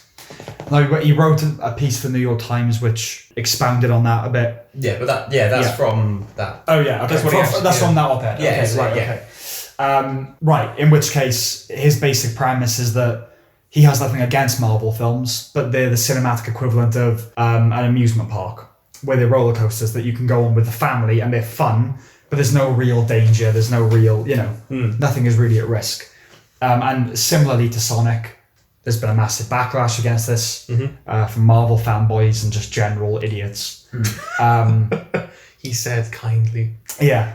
Well, it went on the same to me. They're basically saying that what he said is disgusting, and that Marvel films are cinema because they do have genuine emotional beats because Tony Stark dies. Yes. What do we think about that? He's in the next Marvel film, right? Yeah. Yeah. So what do we think about that general comment about Marvel films aren't cinema? We briefly discussed this before we started recording. And I said whether you define it as cinema is one thing. Yeah. But it is in the last year up until I went to see Joker, which again it all rights a superhero film. Those were the only films I had seen in the cinema. Right. Because I went to see both Captain Marvel and Endgame in cinema. In fact, before that, the previous film I would have been Marvel, I think.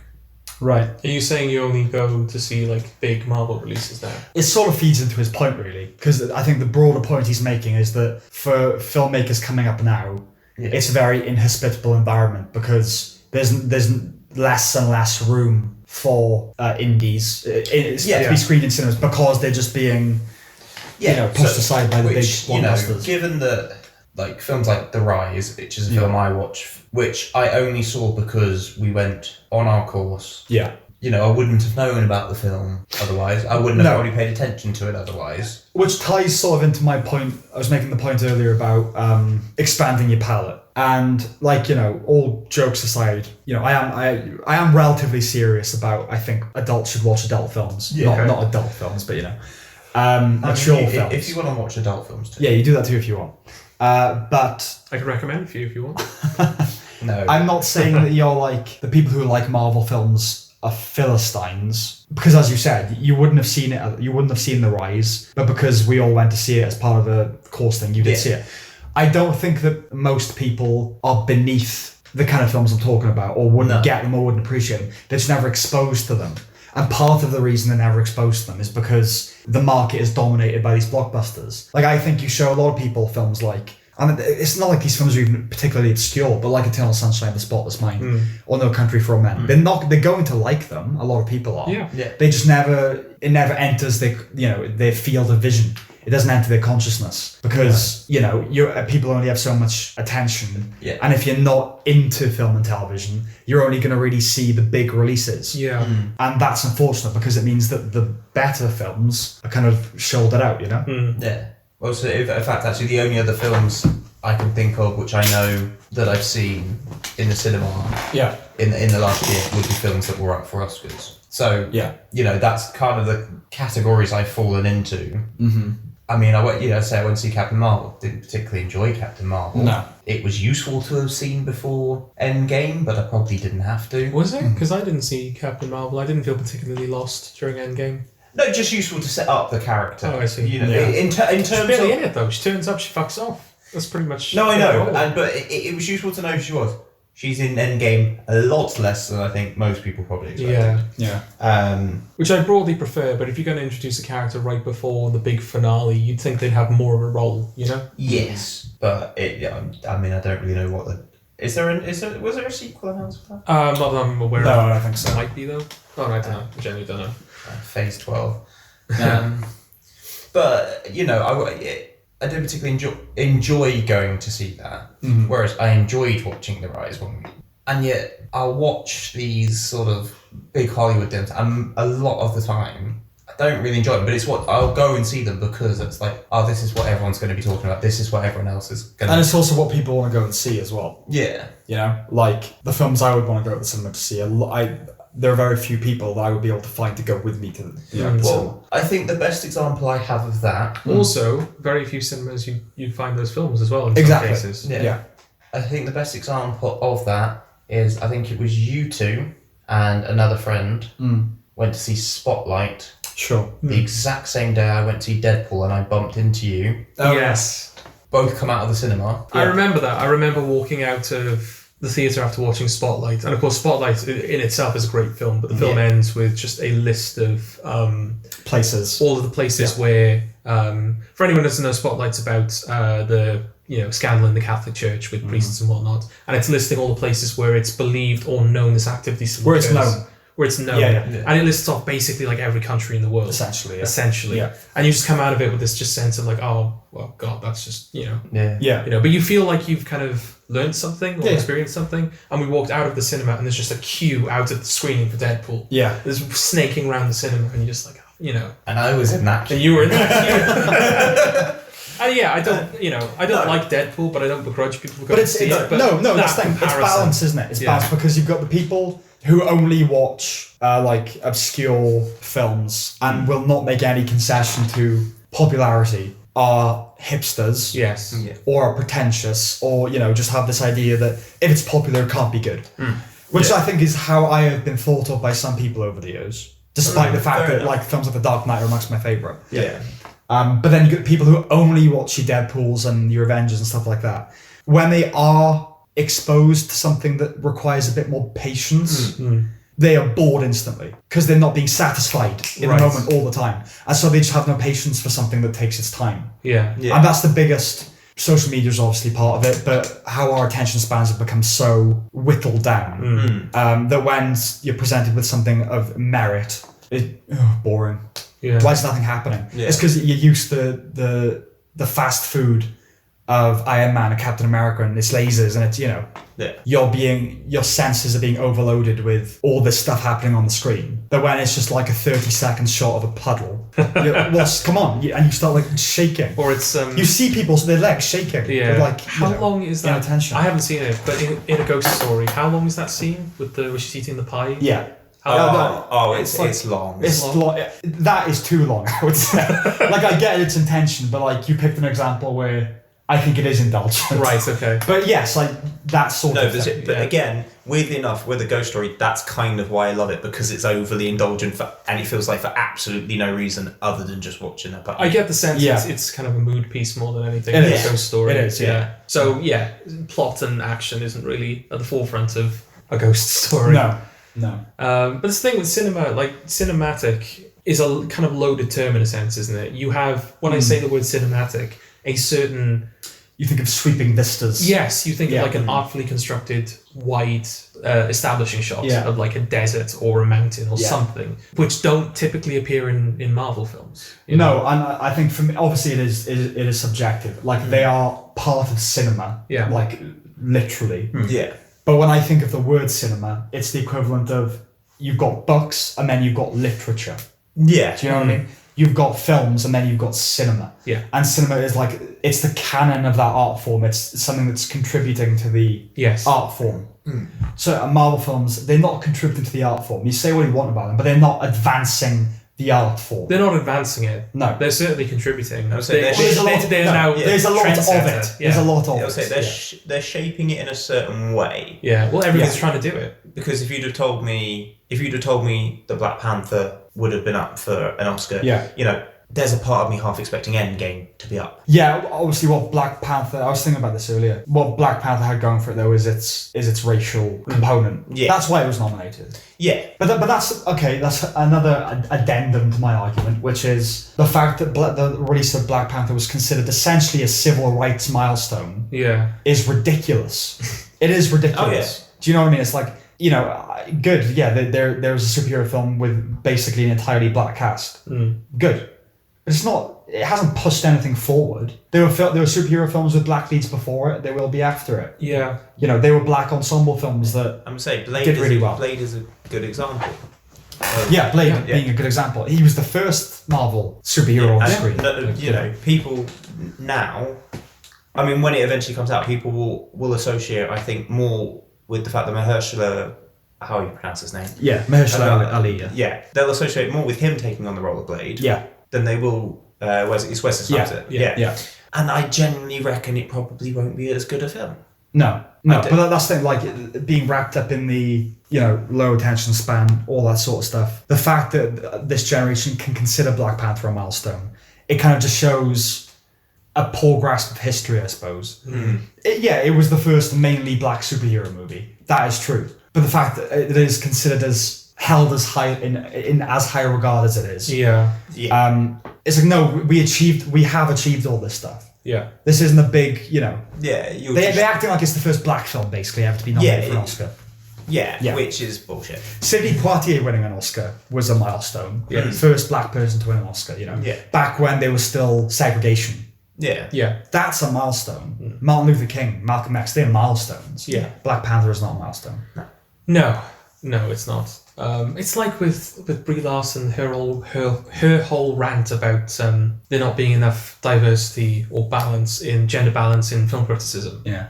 It's like what does that achieve? If like all of a sudden half of all the critics in the world are women, what do we achieve? But especially with talk of the gender argument about there should be 50% of women in the workplace, all that sort of thing. Yeah. Ignoring basically all of that and just bringing it down to the idea that there's the idea, isn't it, that women are kind of they're barred entry because it's patriarchal. That's the general idea. Is it? Yeah. So more men are in the sciences and stuff like that because there's a patriarchal attitude and that's glass ceiling, all that. That's the idea.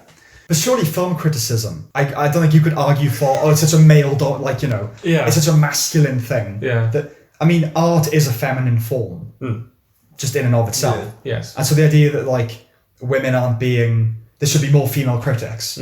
The solution to that has to just be more individual women wanting to be film critics. Yeah, definitely. More men want to be film critics than women. Fact. Yes. Obviously. And also, we live in the age of the internet. If you want to be a film critic, just start Yes, doing do critiques. it. Yeah, do it. The only thing that a movement like this, by saying like, oh, we want more women in criticism, all you can really do there is like big...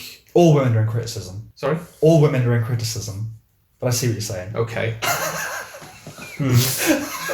Oh, but like, big companies who happen to do film reviews would hire more women. Yeah. But yeah, if you're a woman and you want to do film criticism, just start a channel on YouTube or start a column. There's literally someone she lived opposite me in uni, but you did meet a few times. Okay.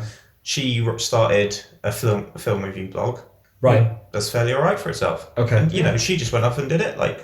I remember in university, because of course university is just the worst when it comes to this kind of shit. Yes. And I don't want this to be taken as like he's providing this example and therefore he thinks it's all like this. It's just one example to think of. But we were, I think it was the end of our second year, we were doing like a group project that involved everybody on the course. We were making one short film that everyone was involved in.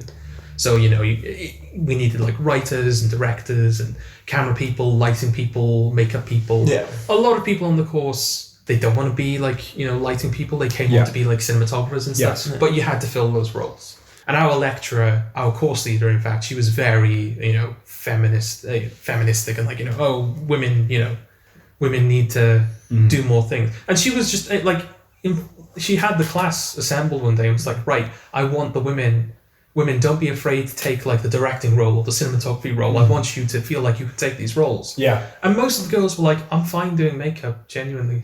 And there's a degree of social engineering in it because there was, the year I wasn't in with you, there were a few female scriptwriters and one of them had written a script at one point that had a male lead. And one of the lecturers said, why aren't you writing women? Yeah. You're a young woman. And it's sort of like, if you're approaching that from, what it is to be a young woman, so why don't you lend your personal thing to...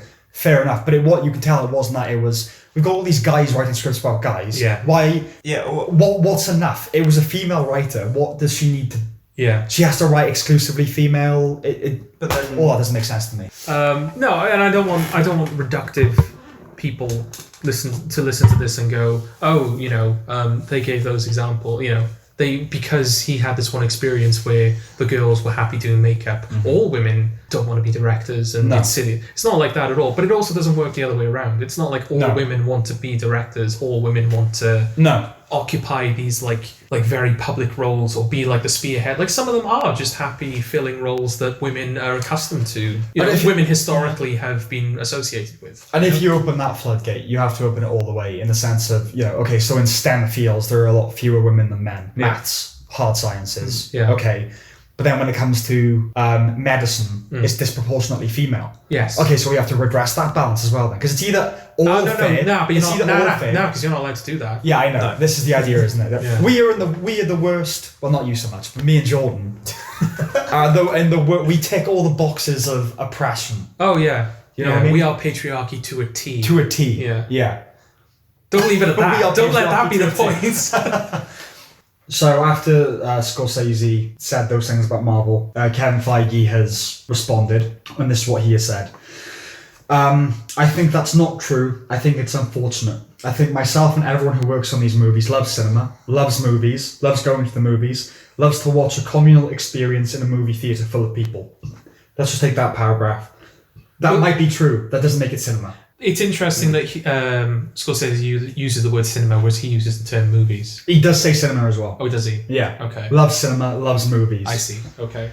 But this is the thing. This is all predicated on the assumption that Martin Scorsese was saying these things as a slight against Marvel. Yeah. Was he? No, not really. No, because people are taking him saying they're not cinema as him diminishing those films. It's an insult to those films. Which, yes, they are taking it as an insult to dare claim that they're not cinema. But it's not, is it? Because he's not... No, he's saying it's different. Yeah, he's not saying like, there's no place for Marvel. No, he's not saying that it's not... No, Scorsese said that he sees there's artistry in those films. Yeah. And he appreciates what they are, he said, but they're not cinema. And we saw a little interview where he said... I used to think long-form television was cinema. Yeah. The Wire, things like that. Yeah. It's not. Yeah. But it's not. And that doesn't diminish long-form television at all. It's just a different experience.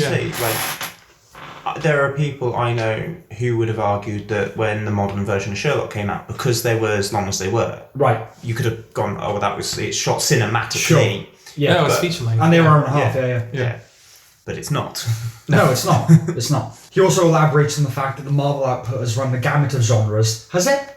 Run the gamut of genres. Well, there's action. There's action, and there's superhero film. Yes. And then there's some action. Do you know what I mean? I don't know what he means by that, really. The gamut of genres. Does it mean that, Iron Man's like, it's a bit sci-fi technological. Guardians is like hard sci-fi. It might be that. But they're all superhero movies. And that Guardians is just outright comedy, whereas... Yeah, okay, it's a comedy. Thor is a comedy. Before that, it was like a Shakespearean drama. Yeah. No, I remember when I found out that the new Doctor Strange was going to be a horror. Yeah, the multiverse. Which I'm doubting slightly, because I've seen the clip from Comic-Con, and he said it's going to be the first scary Marvel film. It's not going to. He doesn't say it's horror, he says it's scary. No way in hell it's going to be a horror film. But like that, because I remember thinking, oh wow, the Marvel film is venturing outside of its its usual thing. So if he was including that in the it's run a gamut of genres, I'd understand. But broadly they're all superhero films in different masks. They're either funny action films or they're serious action films. Yes, really, basically. Yeah.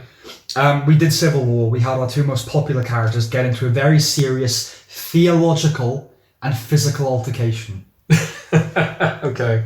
What do we think about that? The Civil War was cinema because it was a debate. No, but it was though, because there were genuinely people who were arguing on both sides of whether Iron Man was right or whether Captain America was right. But this, to me, this just shows that he's, no offense to Kevin Feige, a bit of a thick fucking piece of shit.